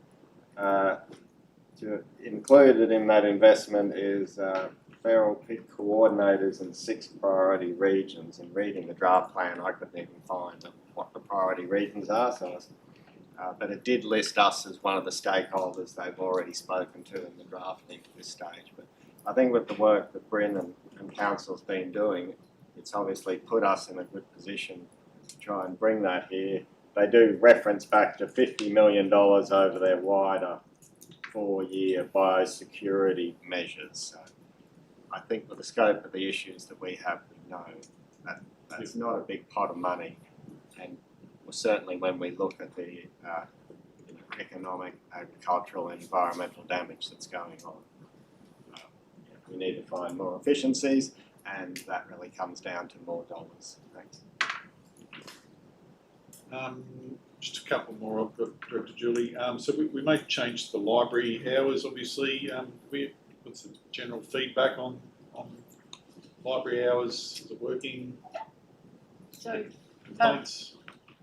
yes and no. Yes, Mr. Mayor. So we, beginning of January, the Cannonbale Hub and Cannonbale Library and Customer Service came together. With the reduced hours, no, not a great deal of pushback at all. We've had a couple. Got one yesterday. The girls got one yesterday, but not a great deal. And it seems to be working. The customer service staff, library staff have come together quite well, and it makes it a lot easier with lunch covers and that type of thing, or when the library gets extremely busy. So that one's a trial. Let's hope it keeps going positively, and we might be able to get going with the rest of them. It's from next financial year. Councillor Through you to Director Julie, I can't quite remember how long the trial was for. Because I got a serious pushback yesterday over the later start. Actually, well, Mr. Mayor, councillors, I was basically taking it from the first 6 months of this calendar year, but probably pull it up early, end of April, beginning May. So if council chooses to make the rest of the libraries and customer service centres reduced hours as well, we've got to be able to get some comms out and all that sort of thing. So, yep. Okay, Councillor Finlay. Sorry, I missed you before, Councillor Finlay. No problems, Mr. Mayor. Happy to be. You made up for it now. Yeah, made up for it. So I'll go again. No. Look, Mr. Mayor, Flagstaff Hill, one of the most premier tourism destinations in the world, the viewing of it. Unfortunately, we're getting infestation of the leukemia up there. I'm just wondering if the state has any appetite to deal with leukemia, and whether or not, I know we've got to pull over the region, probably all over Australia, but I'm just wondering whether or not we can sort of sanction off Flagstaff Hill, because it is surrounded by roads and whatever, and just somehow or other put a proposal to the minister to say, can we just focus on this area and give us a few dollars, and maybe we could just eradicate leukemia, or at least control it just from Flagstaff Hill, Mr. Mayor, because even on the road going up to the hill where you get to the sites, there's leukemia starting to grow everywhere up ahead. It's going to end up blocking our basic views up there and our potential car park as well. So just before I'll let Julie respond, so I've already actioned Councillor Finlay last year. I'm pretty sure it's probably the same individual that raised it with you, raised it with me. There has been activity there through August last year, controlled burning.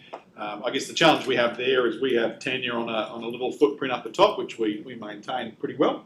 But the broader Flagstaff Hill footprint is DNR land. Our local member also happens to be the minister for that portfolio, so he did receive a letter. There was some burning occur. I guess the issue with leukemia is you can burn it and it'll still come back. So yeah, to see it, I've gone up and had a look at it in the last week, and you know, considering it was burnt just before the wet season, to see where it is now, it's like, well, you're throwing good money after bad money, you know. So it's unless they can come up with a different way of addressing leukemia, which I would think excavation is probably about the only way. Correct me if I'm wrong, but yeah, it's definitely a point of forward conversation. But I don't know how they can actually resolve it other than just coming and doing an annual burn off. Is there I do remember back in the day, when it wasn't as bad as what it was, I'm fairly certain our Best of Weeds officer at the time did treat some of it. There was some sort of treatment, spray or whatever, to actually kill it. But we need gallons of it. Did you want to add anything to it, Julie? So, yes, basically exactly what Mr. Mayor had said. However, leukemia is one of those things that you can't just do it once. You've got to keep doing it and doing it and doing it. You can treat it, but you've got to keep treating it, and that's where it falls over, because we can't get to it often enough, basically. Yeah, and we need the help from the state, because as Mr. Mayor said, like, this is us sitting here up on top of the hill, but this is the rest of it, yeah, down the bottom. And the more help that we can get from the state, the easier it'll make it for us. So I think, sorry, Councillor Collins. Just in regards to that, I know over the years we've been at different times trying to eradicate it. Then you drive into Mackay and you get to the Keeners holding the bloody bank together on the other side of the river, you know. So it's sort of Mackay territory. It's just, it was pointless. We're busting our asses trying to get it out, and then you go to Mackay and it's on the side of the road all the way too, you know. So. So just with the burn that we did last year, do we do every side of the hill? So I didn't think we actually did the side where the view was, like out towards the lighthouse and that sort of thing. So the control burns are done in together with the Queensland Fire and that sort of thing. So it's basically whatever what Queensland Fire decide to do, and then we're just there to assist. So if they choose only to burn one side, and a lot of it is due to weather, wind, whatever it is on the day. Sometimes it gets postponed and you've got to do it another day, but yeah, they just do the best that they can at that time of the year. Is it possible to slash or get, I don't know what sort of machinery you can use, but like an arm to slash that and then poison, especially just that when it's affecting the view, I suppose, like just to keep that first level down, and then you try to do the control burn for the rest. So, Mr. Mayor, Councillor, the Parks and Gardens team and, well, we lost our weeds officer earlier this year, I should say. They actually do, as much as they can, where they can, just in the safety aspect of it. But I'll get Scott onto it again after I've sent him an email already to have a look at it and see what we can do. Because would the state pay for that? We would like to. Yeah. So look, I think the opportunity going forward is maybe have a dialogue around how frequent, how often. If we're ever going to get it, it's probably now. But yeah, we can get that. I'll speak to that. I've been through this a number of forums with Scott. We're really quite ahead with leukemia management. Many years ago, it was the control weed for our local government area. That's mostly allowed us to get people on private property to deal with Lakina. We've obviously struggled to keep up with it.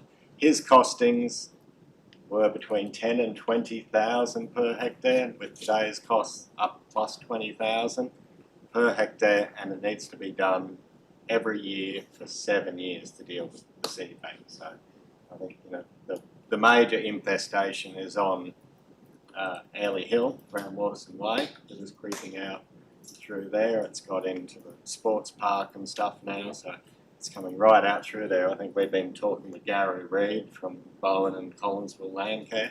He spoke of many years ago, the Lakina there was manageable, but it wasn't dealt with, so we've ended up with this infestation. But it is incredibly wide. There's a limited budget within council, which we reduced last year for this, and they are going out and doing some management, but to try and deal with 20 hectares on unallocated state land, but as I said, it's really something, and part of this has been the research that is going into the poisons and things like that, but yeah, fire still doesn't kill the seed banks.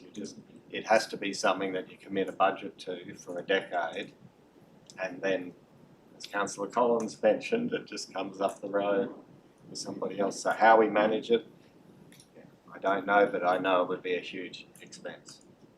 Fenced off for a few cows in there. That's what I thought goats maybe. You fenced off. Just- We'll need a fence. I'll have to make a comment on that, Mr Mayor. That's, thanks Councillor Bowman, like you can, 7 years, total control, it's gone, it'll be back the next year. So as you turn a blind eye to it, so it's forever, and there's plenty other weeds out there that need maintaining just as much as well.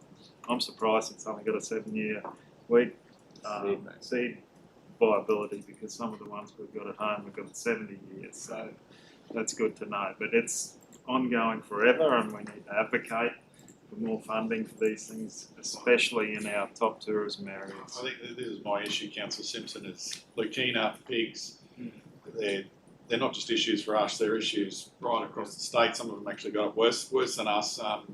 So yeah, I think that advocacy approach to the state, they're the lead on this. We need to be looking for better long-term funding to support those pests, biosecurity management. But Realistic funding. good luck with that. Do you have something, Councillor Collins? Seeing we're on the subject of weeds, not that one, Simo. January last year, I raised the Hymenacneum paragrass in the river systems out here. I think we've had three lots of highway closures since then, the water not getting away. December 2024, we had the highway closed up out there for 3 days. In January, second week of January, I had a gentleman come to see me, the water hadn't got away. And I think Scott actually put a drone up and did do something out there, but it's all the Gaganga, the Thompsons, it's just full of paragrass and Hymenacne weed, and it's just not getting away. I did request at a meeting somewhere once that maybe they need to get on the main roads, because I think that's what half the problem is out there at the drains with the flooding. I actually think it's a priority. I was going to raise it in general business, but seeing we're talking about this now, but it needs to go further up the chain through to they're straight to the minister's main roads and Amanda, I believe. So even what's his name? The the police from Dalton in Mackay. It's just the roads. It's road network. Yeah. So. Mr Mayor, just a bit of a change in subject here and off the weeds and onto statistics, which I love on the account. So, just on the receipts, and just get it clarified, so we got e-services receipts. Then we also have BPay, I suppose, direct deposits and all that. So this is on page 237, Mr Mayor. It's just interesting. So is e-service receipts, is that when you log on to the council's website and pay that way? Because it's not very much. The majority of people pay by BPay and anything like that, which is great.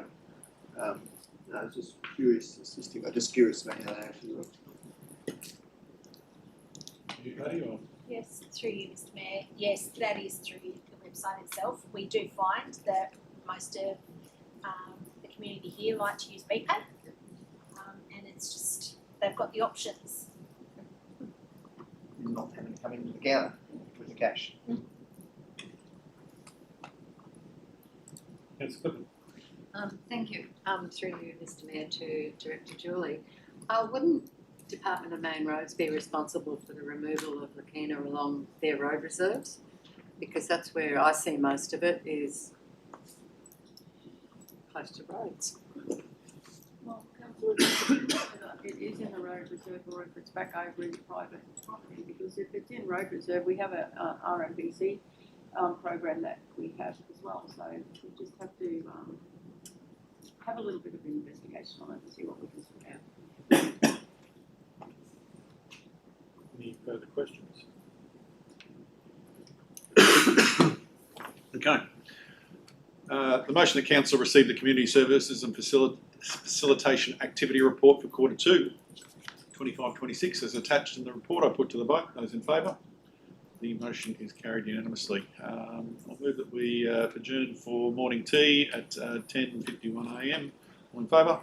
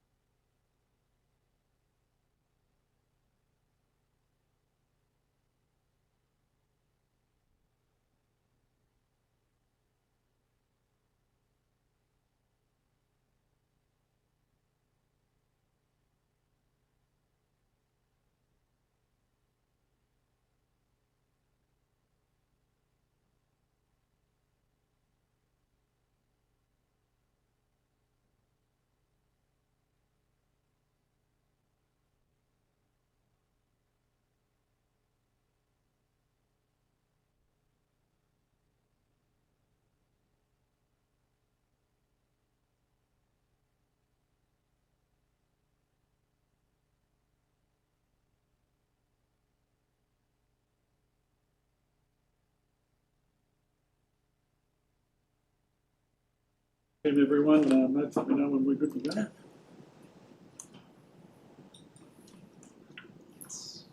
Okay, welcome back everyone. We'll resume the council meeting at 11:19 a.m. Next item on our agenda is the monthly finance report at 11.7. Move Councillor Wright, second Councillor Bowman. Patty, would you like to talk us through the report? Thank you, Mr Mayor. Pleased to present the financial report for the year to date up to the 31st of January 2026. The rates notices were issued in mid-February, and a big thank you to the rates team. They worked really hard to get all of those out, particularly around the middle of the month, and they're working really hard on the waters notices at the moment. So I just wanted to give a shout out to them. The budget review number 2 is expected to occur in around March 26, which should deliver some savings in the general fund as the review continues. Just following on from Councillor Finlay's comment back at the corporate plan Q2, that's something that we're actually looking at really closely, and we'll be looking at the 26-27 budget as well. The financial reports moving forward will be restructured with a full annual budget, so that will show us a better indication of how we're going year to date on those, and also with some requisite explanations on those variances that hopefully will make it clearer for not only councillors but also the community when they're tabled. Then those will actually come to the next council meeting, so they're already in draft ready to come this week, so that will hopefully assist, and I'm looking for more feedback on those as they get presented.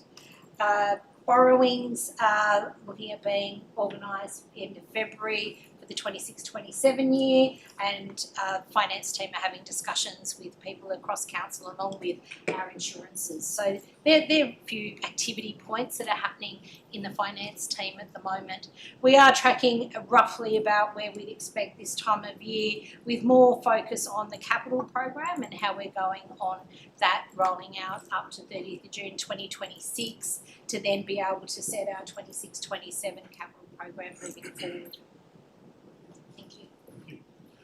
Okay, questions to the Director? First, Councillor Finlay. Thank you, Mr Mayor. A couple of things. First question through to the Director of Engineering in relation to our capital works update on page 246, Mr Mayor. Where are we? Yeah, like 20% of the full capital year budget's being spent, and we've got these commitments. I'm just curious to know how we're travelling with our roads and water and sewage capital works program, because obviously sometimes when you put everything all in this whole package, and we've got master plans and those types of these percentages getting skewed, I'm just curious to know what sort of percentage or where we might be at with regards to water and sewage replacements and our road capital budget, reseals, etc. Thank you, Mr Mayor. Councillors, at this stage the BR2 report is being prepared, so you expect it next meeting. I can go into a fair bit of detail, Mr Mayor, if you want. Overall, there's a fair bit of movement with unders and overs as tenders are received. There's a fair bit of adjustment to manage cost escalation and variation to price on what was projected. In relation to overall percentage, it's probably more a case of a significant amount of movement between individual projects to balance out the program based on when delivery is actually going to happen. So there are a fair few changes. I was actually just reading the BR2 report. There's PCGs tomorrow to finalise that. So as a percentage, how are we travelling? I would expect that at the moment it looks like for my portfolio and the interaction with the capital team, we'd be looking at about 60 or 70% achievement of the roading program. There are some challenges there in relation to the timing of some of the bigger works. For example, Gloucester Avenue continues to be problematic. We're trying to find solutions for Gloucester Avenue. In relation to the water wastewater stuff, it's largely on track. It's more about the timing of delivery. For example, the RAF project, which is subject to further discussion, it's around what we showed as the expenditure through the financial year, and therefore it's a percentage of total value of work versus the actual ability to actually commence work as we forecast. So there's lots of movement of dollars as tenders are being received, and as the program is being altered to reflect budget rather than try and keep within our budget provision. So there are a range of changes there. The reseal program, The rehabilitation and the reseal program has been handed over to the capital team today for delivery, and is expected to be delivered 100% between now and the end of the financial year. So it's a mixture of council's funds and TIDS funding, because TIDS is being used for the local roads of regional significance. So the expectation is that the sealing program, the way we've done that is that we've applied the capacity of the current budget. We've got a list of roads which are priority roads going out 2 years now, and then depending on how the program is progressing, we'll effectively continue to reseal up to the limit of the available funds in 2025-26. This stage, though, the expectation is the reseal program and any rehabilitation works will be fully completed in 25-26. So 100% for reseals, and like we were saying, for what is rehab work, which is largely mill and fill or asphalt overlay work, or significant heavy patching. Thank you, Mr. Mayor. Yeah, I do have other questions, but happy to go around that. Any other questions? Probably one I'll just have first, Councillor Finlay, if you don't mind, just on employee costs. I'm looking at it in a bar chart. It all looks generally fine. I know salaries are slightly over, but our total employee costs, about $500,000 in difference there. Looks like it's on costs and overtime are probably the culprits there, Mr. CEO. I guess on costs, how do we get that out of whack?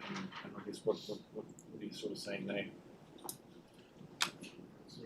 In terms of the employees, I think we are having a pretty good look at the systems. What we have is two systems, a finance system and a HR system, and they probably have not been talking very well together. We are now getting closer to getting that single point of truth in relation to the employees.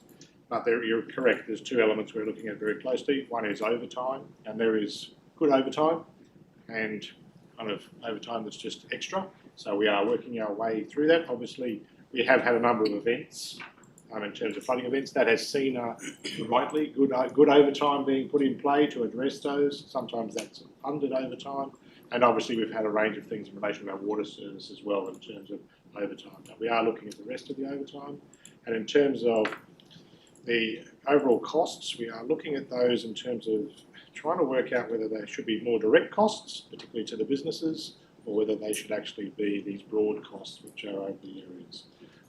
But obviously trying to unpack them, as each business we need to unpack them so that they understand, well, what is those costs, what are they paying for, and can they manipulate or change their business to better suit that going forward. So it is quite a bit of unpacking, but I think it has been a useful exercise to really work that through.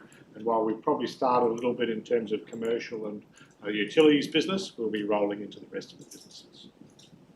That's all right. Thank you. Through the Mayor. It's probably a two-part question here for Director Murphy and Director Paddy. But just in regards to the Country Roads Connect program, that grant that we've received, the first part to Paddy, when have we got to have that spent by, I suppose? Okay. How are we progressing with that? So Country Roads Connect is a council bid under the program for effectively a state road. So they're the asset owner. We actually don't have a project schedule yet. So TMR are the administrator of the grant. So if it was a grant for one of our roads, by now we would have effectively signed up for a schedule. What we've agreed is that they will get the design done. So the design's underway. The design's expected to be done by the middle of this year. So we expect to have the design for the section of the development road which the grant applies to. Is the grant covering that design? Yes, that's right. Yeah. So in effect, Main Roads haven't handed over the funding and they haven't handed over the project yet by agreement, whilst they progress the design. Once the design is completed, there'll be another conversation there to say, is this something that's going to be delivered with Main Roads as the project manager, potentially using Road Tech, or is the project going to be handed to council to go and deliver? So at this stage, I don't have an answer on who's going to deliver the project. In relation to the expenditure, it was a Country Roads Connect, from memory, it was a 3-year program. So we have to have the expenditure complete. So we're already effectively into year 1. So it would need to be expended by the middle of 27-28. So at this stage, There's three complications. There's number one, it's Main Roads asset, so they've got the right to tell us what standard it has to be built to. Then we have to work out who's going to deliver it, and the third part is securing the quantity of gravel required to do the resheet. At this stage, we've asked them to fast track the assessment of the pit which sits adjacent to the section which is to be resealed, to get that available to us, because that's what we've used recently from some of the other reseal work. Yeah, so there's three pieces to the puzzle. So at this stage, the only people we have, we don't have a funding agreement. We have confirmation of the funding being available, and then we work with Main Roads to work out how we're going to deliver it. Thank you. It's Finlay, back to you. Mr. Mayor, just on the employee cost there, Mr. Mayor, I would have thought that we would have been well under 101% on that one, knowing that there would be existing vacancies within our organisation that haven't been filled. So I thought there would have been savings in there, Mr. Mayor. And so I'm not sure exactly what's going on there. The other part of that question is, probably to the Director Paddy, is in relation to Councillor Jan's query about provisions for long service leave and annual leave, which I think was maybe in order of $1 million or something like that. When the enterprise bargaining agreement came through at 3.5%, all those provisions then would increase by 3.5%. When is that journal done? Is it done at the end of the year, or is it done progressively during the year? And if it's done progressively during the year, would it be part of the reason why this is 101%? Through you, Mr. Mayor, I will also just add extra information to what the CEO did say, is that and this is why the changes are happening to the financial report at the moment, they're year-to-date budgets. So they're an estimate of what we think we're going to actually have with the timing of when those payments go through. And that, when that occurred at the start of the financial year, it wouldn't have taken into account the 3.5% that you're talking about, because it was unknown as to what that outcome was going to be. So that's why I do want to go onto a full year budget, because at the moment it is actually, as you say, Councillor Finlay, slightly under the budget at year to date, and that's what it will show. We'll see how the financials come out at the end of February. So that's it. That would explain why that's not under at the moment. In addition, yes, the annual leave and long service leave have been indexed and are in the financials. That's done on a monthly basis. Monthly basis. Okay, wow. Following on, next question. I guess materials and services, Mr. Mayor, and maybe it's something to do with the annual budgets and whatever, but it is actually reduced down to 90%, which is maybe a result of some of the efficiency savings we're having within the organisation. Also, I'd like to point out, Mr. Mayor, that included in there would be our master plan costs, and there's no associated budget with that, which I would presume will happen in VR2. So those figures are a little bit probably skewed a bit at the moment, and it may even be that our percentage, if we took the master plan costs out of there, could actually be down a bit further. So maybe we're not travelling too bad in that space. Mayor, my only other question, can I just pick up a comment, Paddy, like you said in BR2, you said something about loan borrowings just before. So in BR2, that's when we're going to review our proposed borrowings for the 25-26 year? Through you, Mayor, being new, I will say it. I presume they will be reviewed. I'm not certain at to what stage they will be reviewed. I can take that on notice and get back to you, Councillor. Yeah. That's right. Thank you, through the Mayor. Just a quick question, Paddy. Just in regards to our council reserves, obviously it has come to light that we've paid for all the master plans through the council reserves. What else is coming out of council reserves that we're not aware of? Is there anything else that we should know? Through you, Mayor. Thank you for the question. I can't give you that information at the moment. I'm fairly certain that there's not a lot of other things coming through reserves, but I can take that on notice and give a reconciliation as to what's coming out of those reserves. Through Mr. Mayor. Again, through council, there'll be a range of things in infrastructure. For example, there is an infrastructure reserve. Water and sewage has their reserves, so it's around how broad. So the capital program has a number of funding sources, to the best of my knowledge. One which I would point out is, in Gloucester Avenue. Gloucester Avenue the council contribution to that project is identified in the capital program as being funded from the insurance reserve. So yeah, there's a range of funding sources that we use to try and get those priority projects over the line. So But all those things that you're doing budget for. well, yeah. I'm sort of more interested in what we didn't really know about this. Well, I wasn't aware, but yeah, I just I'd just like to know, I guess, what is actually in there and what we have spent that we're not aware of.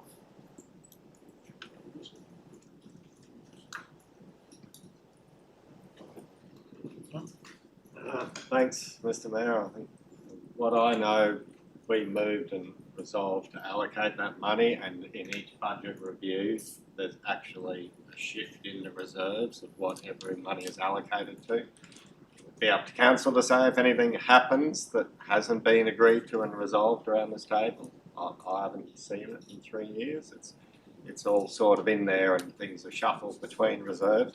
But again, as Councillor Finlay is saying about the costs of the master plans, my question is really, you know, I saw that allocated for in last year's budget. It was mentioned in, you know, the final budget statement. When we are signing those contracts during last financial year, is that settlement of accounts done within that financial year? So therefore, because what I saw in the totals there is that, you know, there was the $1.3 million shift in expenses last year, before your time I know, that was allocated towards these master plans. I'd seen contracts have been allocated. So yeah, just, you know, what is the timing as we work through the expenditure process, and especially, you know, with so many things bridging a financial year. Through you, Mayor. Thank you for the question. The expenditures on those master plans did occur during the 25-26 financial year, and I'm pulling those transactions at the moment to provide information to council and also the CEO. Thank you. So how will that will come up in materials and services under contractors, consultants, I imagine, yeah. So I guess if it's down, it may not be in there yet. I know last year I think it was like it was BR3 adjustment, wasn't it? So, Yeah, Mr. Mayor, what Paddy is saying is the expenditure is in there, but we don't have a budget in there. Because we haven't done BR2 to work out the carryover. Yeah. My other question, Mr. Mayor, sorry, just following the employee side, which we mentioned that obviously some of our vacancies are filled by contractors. So those contractors are not in employee costs, they're in materials costs. So we've shifted from one to the other. They still form part of our workforce. Correct, Mr. Mayor, it's just where they're being reported. They include our numbers. So headcount numbers are just salaried. So what's in the annual report, headcount numbers is just salary position, is that correct? What's in the annual report, and we're unpacking it even more, it's what we spent for the year converted into FTEs, not the FTE register out of the HR. That's normally what you do, but for some reason we have been doing a expenditure of staff at the end of the year, ups and downs. We are trying to work through that. As I said, there's two systems that aren't talking to each other. We need to actually determine one single truth, but basically FTEs should be those staff members who are on our permanent employee in relation to it, whether it's a whole or a point of a position, that should be there. We should see casuals as a separate element, and we should also see contractors, consultants and others as a separate component. There are some elements that we need to really work through and make sure we give you a really good breakdown this year so you're really clear about them.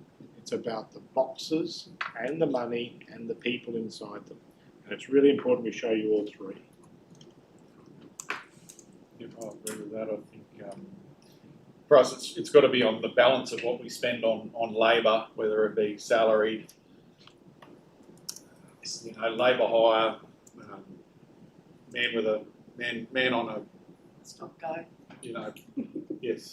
Like I get there's some complexity there with, say, something like a bin pickup service that is we're contracting to somebody else to do that service by and large, but I think, yeah, unpacking that detail, particularly around whether they're labour hire, salaried worker, or we've engaged them to go in as labour, that's probably the figure I want to get to at the end. Councillor Clifford? Thank you. Through you to Director Paddy. Would it be possible to get a breakdown of what John brought up before about, you know, what our on costs and what have you as a bucket of money?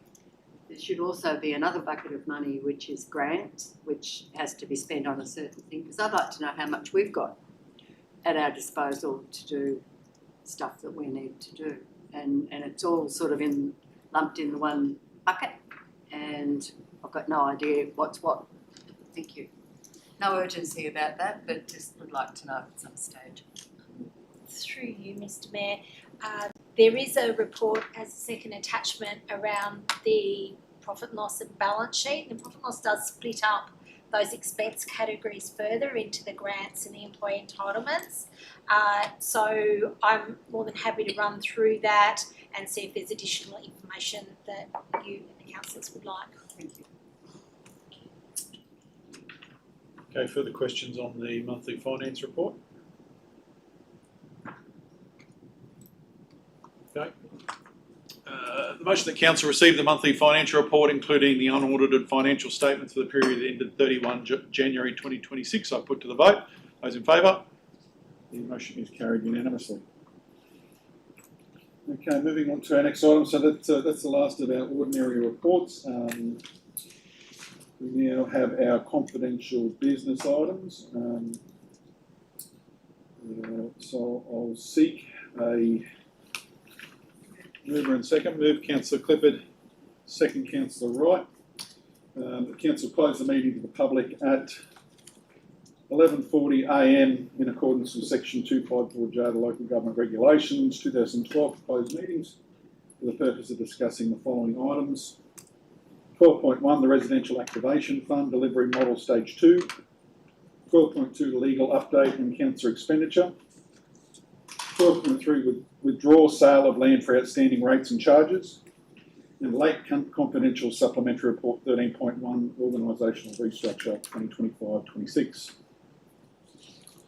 Would any councillors like to declare any conflicts of interest for the above reports?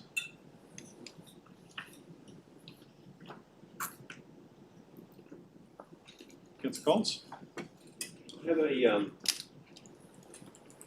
conflict of interest in regards to the restructure.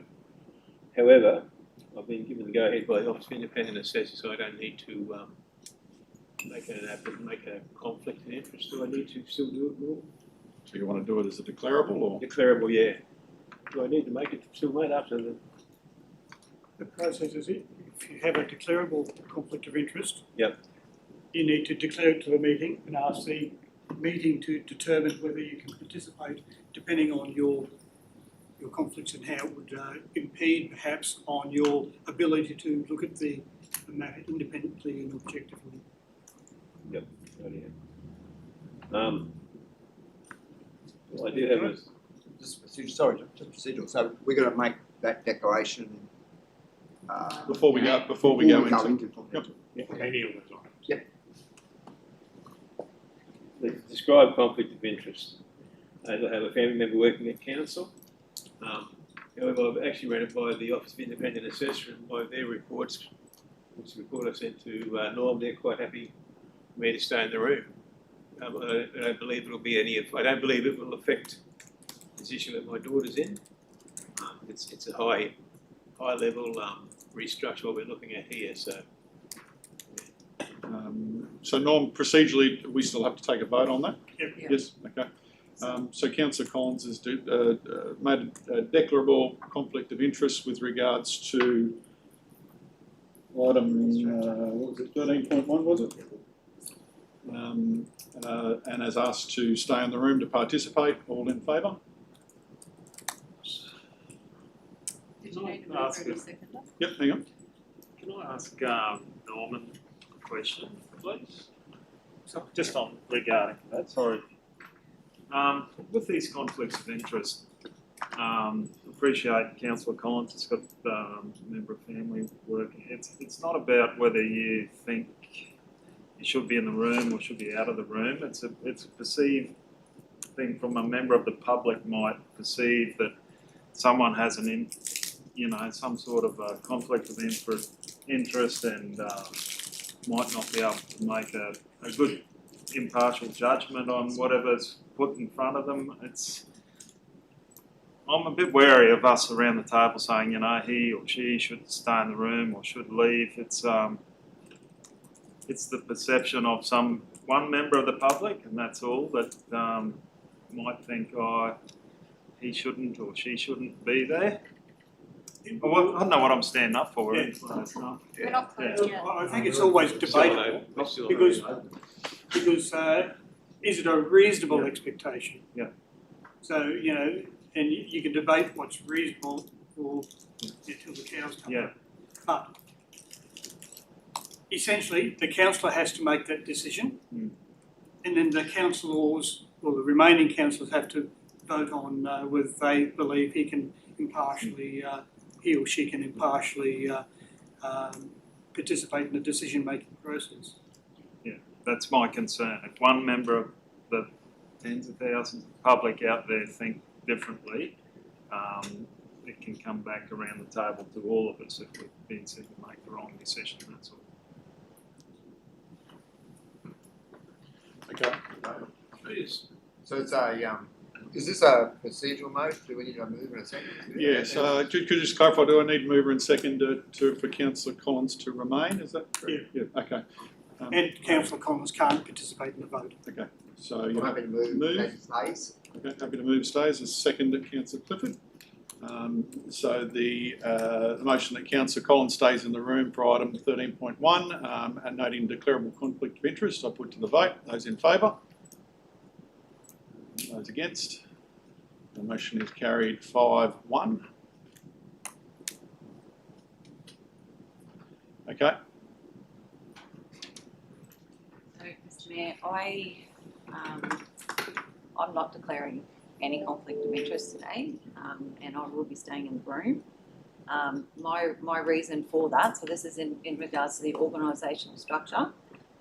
So back 3 years ago, we voted. There was at the ordinary council meeting on the 9th of August 2023, an organisational restructure was presented to council. It was presented in open council and distributed to the public prior to the meeting. At the time, Councillor Branco was an apology and the vote was 5-1. Councillor Collins voted against. So everyone in this room was here except for the Mayor and Councillor Finlay.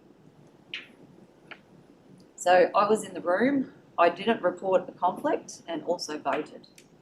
At the time, no advice was given to me and nothing was said that I couldn't be in the room and take part. Today, another organisational structure 3 years later, and we're locked away in the confidential section of the agenda, and I'm being told that I have a conflict. Where's the consistency of advice and what are we trying to hide? So I'll tell you right now, if I'm reported today, then I'll be reporting the CEO for not reporting me last one. Can I ask Councillor Wright what her perceived or possible conflict is? Because of Director Julie. And I got to vote on that last time. I've got the minutes if anyone's interested. See, I think both of those are long votes. Yeah, I guess taking the point, Councillor Wright, this is the agenda for today. I take your point, and I think there's definitely something to answer there. But as far as progressing the agenda item, it's there in its own right. And I can't comment on whether it should be an open or closed session. To me, I think the nature of the organisational restructures is they obviously have to come to council for determination. I believe that's defined under the Act, but I couldn't tell you whether it needs to be in closed or open session. To be perfectly honest, But I just would hope that there would be consistency. Yep. And that there's not. Yeah, this is a question is probably to Norm if is it an officer's responsibility or the councillor's responsibility when it comes to conflicts of interest? Good point, Councillor Bowman. Norm, the question that was raised by Councillor Bowman is with regards to conflicts of interest, whose responsibility is to actually notify the Well, primarily it's the responsibility of the councillor that has the conflict. So I was always under the impression that if other people were aware of it and they didn't report, then they were in just as much trouble as me. Well, that's, as far as I'm concerned, that's a decision they need to live with as well. So, but I guess my challenge is we've got an item on the agenda for today. We're not here to review a prior decision. I take your point. This is the reason why I'm staying in the room. Mr. Mayor, I don't think Councillor Michelle even needs to state the reason why she's staying in the room. Because she's not declaring an interest, conflict of interest, so you don't have to state the reason why you're staying in the room. I'll be on the record in saying I do think she has a material conflict of interest. And I think that's completely understandable as well. So I don't think you can actually pass judgment on an item like this that has obviously detail in it that specifically affects a family member and their department. And I think every day of the week that as far as passing the pub test, that is a conflict of interest. So that's my view.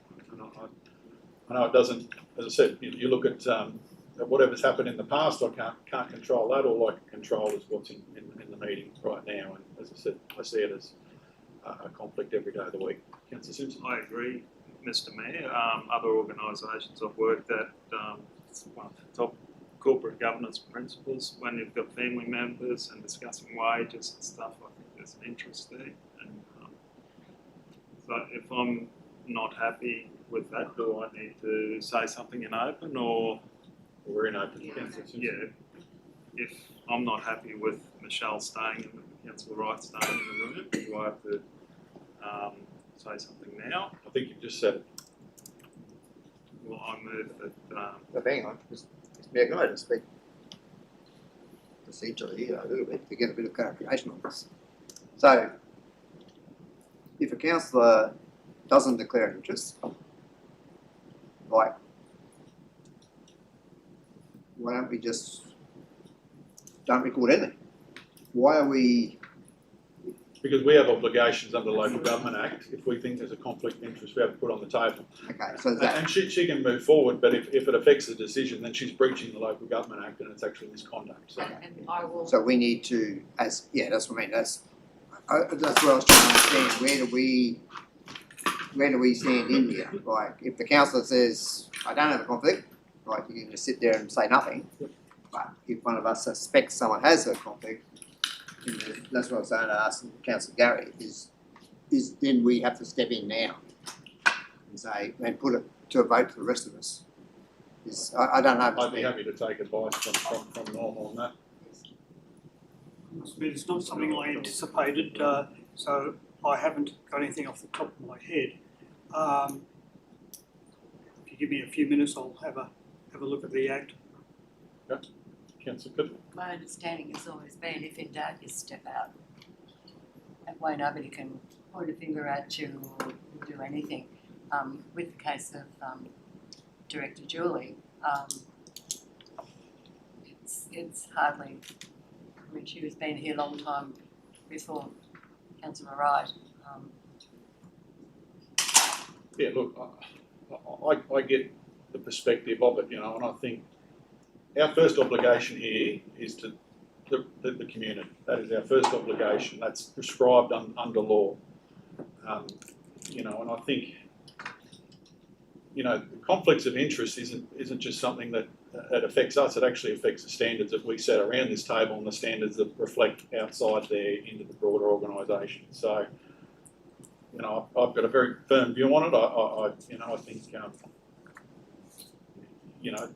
as far as it being prescribed, declarable, I'm not the expert on that, but I think where it's declared, you need to, instead of it's there, you need to put it on the table. I'm happy to accept any consequences that come from staying, so let me. Trouble is that we Mr. Mayor, or what are we doing? cop it too. Yes, we do cop it too. I I think on that note, we'll adjourn till 12 o'clock to give Norm some time to come back with some advice. All in favour? Do we need to move to adjourn this to be? Sorry, I'll move to adjourn. Yep.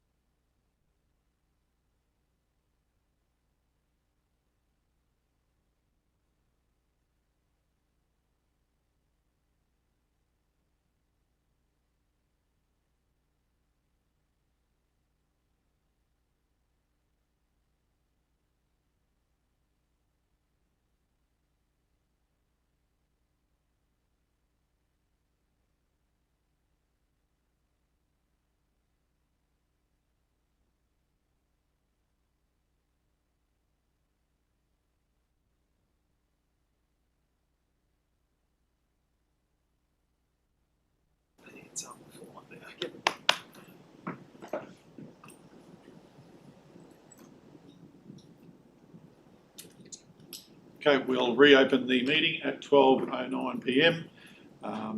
So kicking off where our conversation was, we haven't gone into confidential business yet, but the discussion was regarding a conflict of interest matter. I think Councillor Wright's made it clear she does not want to leave the room for part of the discussion, but we had asked for some advice from our Manager of Governance with regards to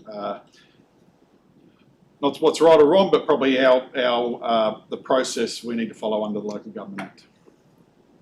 Well, Mr Mayor, the process is a councillor who thinks another councillor has a prescribed or a declarable conflict of interest in this instance could identify that reasonable belief.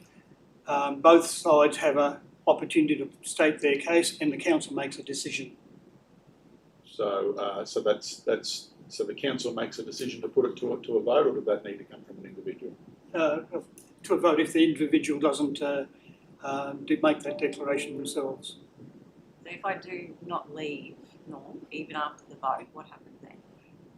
If you don't declare an interest and a conflict of interest in a meeting when you have one, it's classed as misconduct, and there's a whole range of consequences for that. Okay. So obviously prior to adjournment, I did flag that I felt that it was a declarable conflict of interest. I don't see how it could not be. Councillor Clifford? Thank you, Mr Mayor. With sadness, I would like to move that Councillor Wright does have a declarable conflict of interest, and that she excuses herself from the room when the matter is discussed.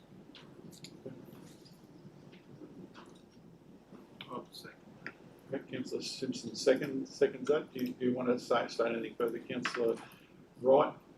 No, look, I think what's happening here is good. To be quite honest, it's got nothing to do with Director Julie. And what I've got written here, and I've been very, it is more so to do with what happens next, is what I'm scared of. Like, what are we agreeing to today? Haven't got to that bit Well, yet. that's what I want the opportunity to speak.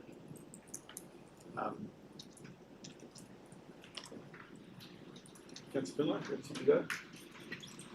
Mr Mayor, just probably a bit of technicality here. So obviously the structure includes... We're talking about a conflict of interest being declarable or not. We haven't actually gotten to discussing the matter regarding...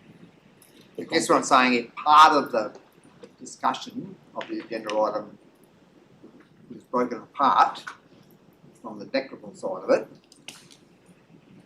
Can that happen? So, So if we're talking about I 2/3 of the structure and only 1/3 is declarable. So the item matter, even though it's under confidential, relates to a whole of organisation restructure that has, I think, I don't know what's in the public side of things, but it obviously affects certain parts of the business. So I don't know how you would break it apart. What's the question, Mr Mayor? Okay. Anything further, Councillor Collins? Yeah, it's really a catch-22 situation, to be quite honest. I'm of the belief, there's a couple of times over the last 13 years I've been in the room with a declared conflict of interest. However, being a councillor that represents, the people that voted for you, and everyone knows what's going on in the organisation, you keep hearing every day. And I'm of the belief that, as the representative of the people, you should be allowed to stay in the room with these sorts of things, because this is going to affect everyone, the whole region, I mean, we don't know what's going to happen underneath. This is the top rung of the ladder. We don't know. We haven't been informed properly, so. And what are we agreeing to here? So we are agreeing to a new structure per the report. So it's a governance decision. It's not a personnel decision. It's not to say there aren't personnel decisions incoming at some point in time through briefing, through budget discussions. But what we're being asked to adopt is as per the report there today. And if we had to see the full structure, but if we've got to see the full like if we had the opportunity to see the full structure and what is to come, would the councillors around this table have voted the same? Is my question. Because we don't know. All right, so I'm just coming back to the item to bring us into this confidential session, which is the conflict of interest matter. Any change, Michelle? No, I'm not deciding. Sorry, you didn't actually vote on it to reconvene the meeting. I don't think I need to, do I? No. Okay. All right, so we've got motion that's seconded that, and a number of people that believe it is a declarable conflict of interest. I think, as I've said to you, I understand the personal perspective of it, but from my perspective, it materially affects your ability to vote on the matter.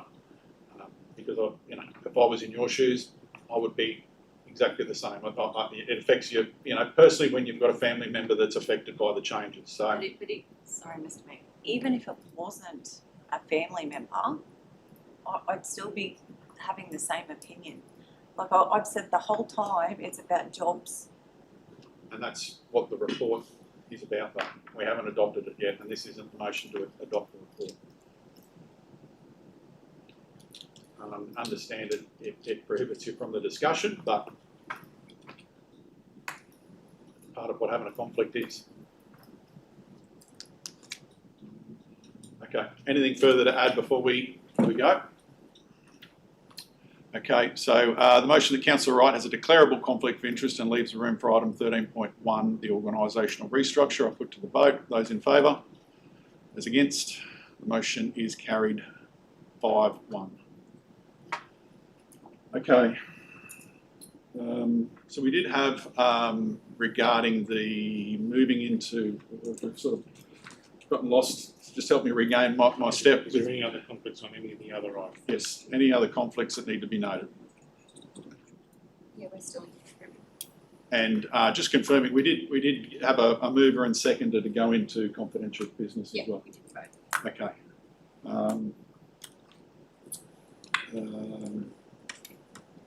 But we haven't voted yet to move into confidential. Okay.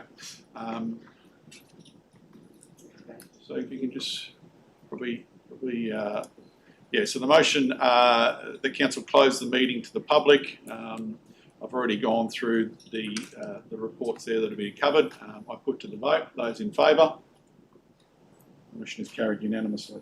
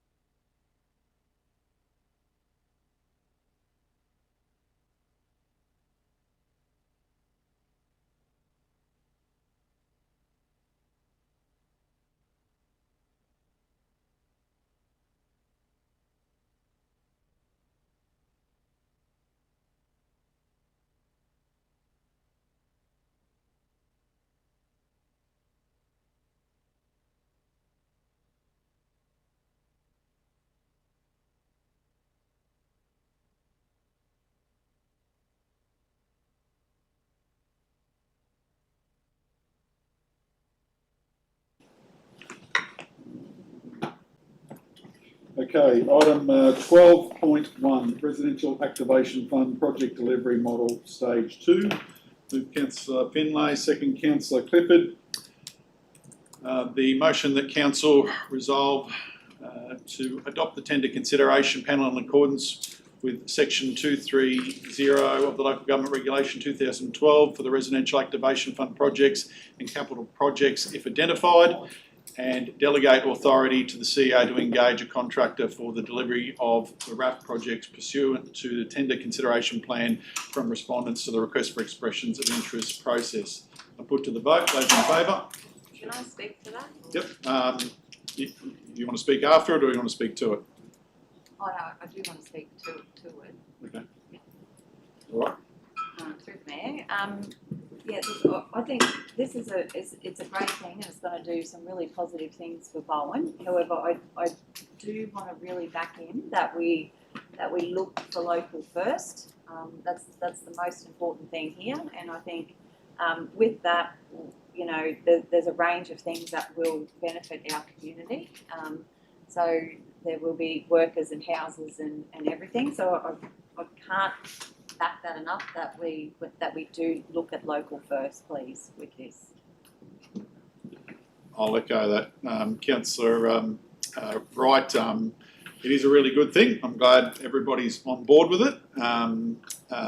Yes, local, definitely important. I'll also highlight the importance of delivering on time and on budget. So, so I have noted the resolution there, and we'll put to the vote. All those in favour? Those against? The motion is carried 6-1. Item number 12.2, legal update in councillor expenditure. Move Councillor Clifford, second Councillor Bowman. I'll just speak to it briefly. Yes, certainly. Just having councillor expenses in confidential, these do then come out public in our report. Not just keeping councillor expenses to a confidential part of the meeting. This is publicly reported, just for the public record. See you. I believe we have a resolution on the books for the councillor's expenditure to come out in a quarterly basis. We'll be looking for a way to actually enable that to occur over the coming weeks. Okay, so the motion that council receive the legal status update for the quarter and B, receive the council expenditure update for the quarter. I put to the vote. Those in favour? The motion is carried unanimously. Item number 12.3, withdraw sale of land for outstanding rates and charges. Move Councillor Clifford, second Councillor Simpson. The motion that council withdraw 5 properties listed in Schedule 1 of the current sale of land actions as per attached. I put to the vote. Those in favour? The motion is carried unanimously. Moving on to item 13.1, organisational restructure 25-26. That's all right. So, just so everyone's aware, I have decided to leave the room because I have been given a direction to leave, so I will be stepping out. Thank you, Councillor Wright.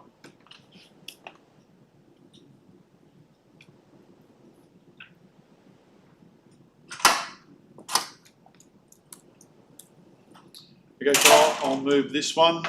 Seconded, Councillor Bowman. The motion that council, in accordance with section 196 of the Local Government Act 2009, approve the revised structure as per attachment 13.1.1 as directorate and at directorate and departmental level. I put to the vote. Those in favour? Is that all hands up? Yep. Okay, the motion is carried 6-0. Please let Councillor Wright back in.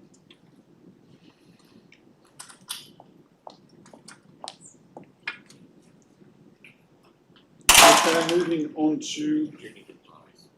Okay, so Councillor Wright just confirming that the motion was carried 6-0 to adopt the organisation of restructure.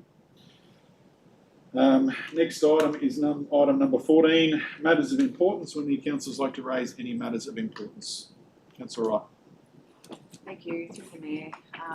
Because I wasn't allowed to say what I wanted to say originally, I'm going to do it in matters of importance. I think it's important that, I go through this. So today, and I guess just so, like at the end of the day, we have no idea what's planned, which I don't think is fair, but today we were being asked to vote on a structure that we cannot fully see. We've not been shown what that looks like. So I ask, what exactly are we approving? What comes next? And I'm worried for the organisation and worried for the community. If the restructure we're voting on today doesn't deliver savings, we have the right to ask, where will those savings come from? This has not been clearly explained, and this is the question that bothers me the most. What is planned? Why are we the last to know, and why are we heading down this track? As elected members, we should understand the full direction of council before making a decision that could have significant impacts on our organisation and community without transparency and a plan. Sorry, just on a point of order. Yes, Councillor. Sorry, just got to go through here. I think it's related to the after a Parliament. vote, trying to sway the decision's been made. I'm just not clear here. I mean, I understand how frustrating conflicts are, but There's a decision that a conflict was noted, voted on, and the decision's been made. Yeah, and So, it's up to can us. I ask, You can, Mr Mayor, can I finish what I'm saying?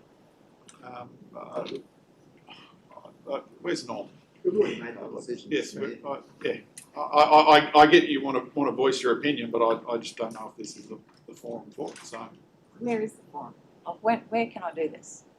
well, you know, I think you're free to approach the councillors in through normal course. But as I said, we've just voted on a matter which this is almost directly contravening. So, Yeah. Oh, look, and I'm entitled to an opinion. I respect the decision at the end of the day, but I do have an opinion.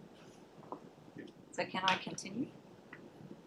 I'm wondering whether we're We're in murky water. and we're worried for you too, because Absolutely. you are discussing something That you have a conflict with. This. I mean, today's already bad. Yes. So Norm, sorry to call you back again. You shouldn't have left. Yeah. So I guess just the matter at hand, a point of order has been raised by Councillor Bowman with regards to Councillor Wright effectively looking to voice her opinion through the matters of importance with regards to the matter that was previously voted on in confidential businesses, being the organisational restructure. So I guess the concern being made through the point of order is whether it's effectively inflaming the process or murking the process. I'm looking for some advice. Thanks, you give me the easy ones, don't you? Absolutely, that's what we get paid the big bucks for. When you look at the legislation, certainly you couldn't be talking about it before the decision's made. After the decision made, you don't see anything that well, would... there's no decision to influence. The decision's already been made, so there's more commentary on that. But yeah, look, I'm just trying to think of the implications in protecting everyone's interests in this. I guess the issue is it's being raised as a matter of significance. The section serves for urgent and non-operational matters only. And I get that you've got an opinion on it, but effectively you're presenting it to us regarding something we've already made a decision around. And I'm happy to receive your opinion, but I just don't know if this is the that might be the thing. Maybe the council meeting's not the right forum to have a discussion about that. And I'll just pick up on one point, Councillor Wright, with reference to what you said. So the prior resolution was council in accordance with 196 of the Local Government Act 2009 approved the revised structure as attached at directorate and departmental level. So what's presented on that paper, any discussion regarding anything outside of that is a further discussion, and I would imagine we'd cover in a different course of business. And I believe that's intended for future budget discussion. And the council will hold the CEO responsible for or accountable for everything below that level. Yeah, look, if I can't say what I want to say, I'll leave it at that. But I resign as deputy mayor.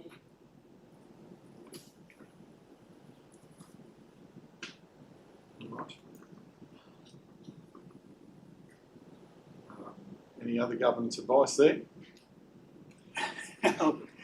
All good, thanks. I guess with regards to, you sure you want to do that, or would you like some time to actually sit and think on that? I would encourage you to take some time to consider it, and I'm happy to. No, I've had this planned. I've thought about it. Okay.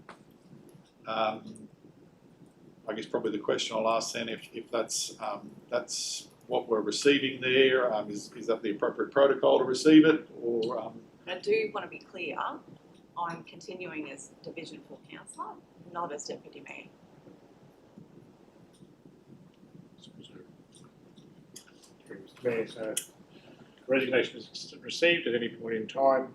We need to run through that process and then also follow a proper process in relation to selection of a new deputy mayor. That would have to occur in a subsequent meeting. Okay. All right. So, do we have to receive that now, or do we have to note it being received, or we can note it being received? Yeah. All right. Okay. Back to item number 14. Further matters of importance. Hopefully we can get on to the briefing. All right, all said and done, I'll declare the meeting closed at 3:12 p.m.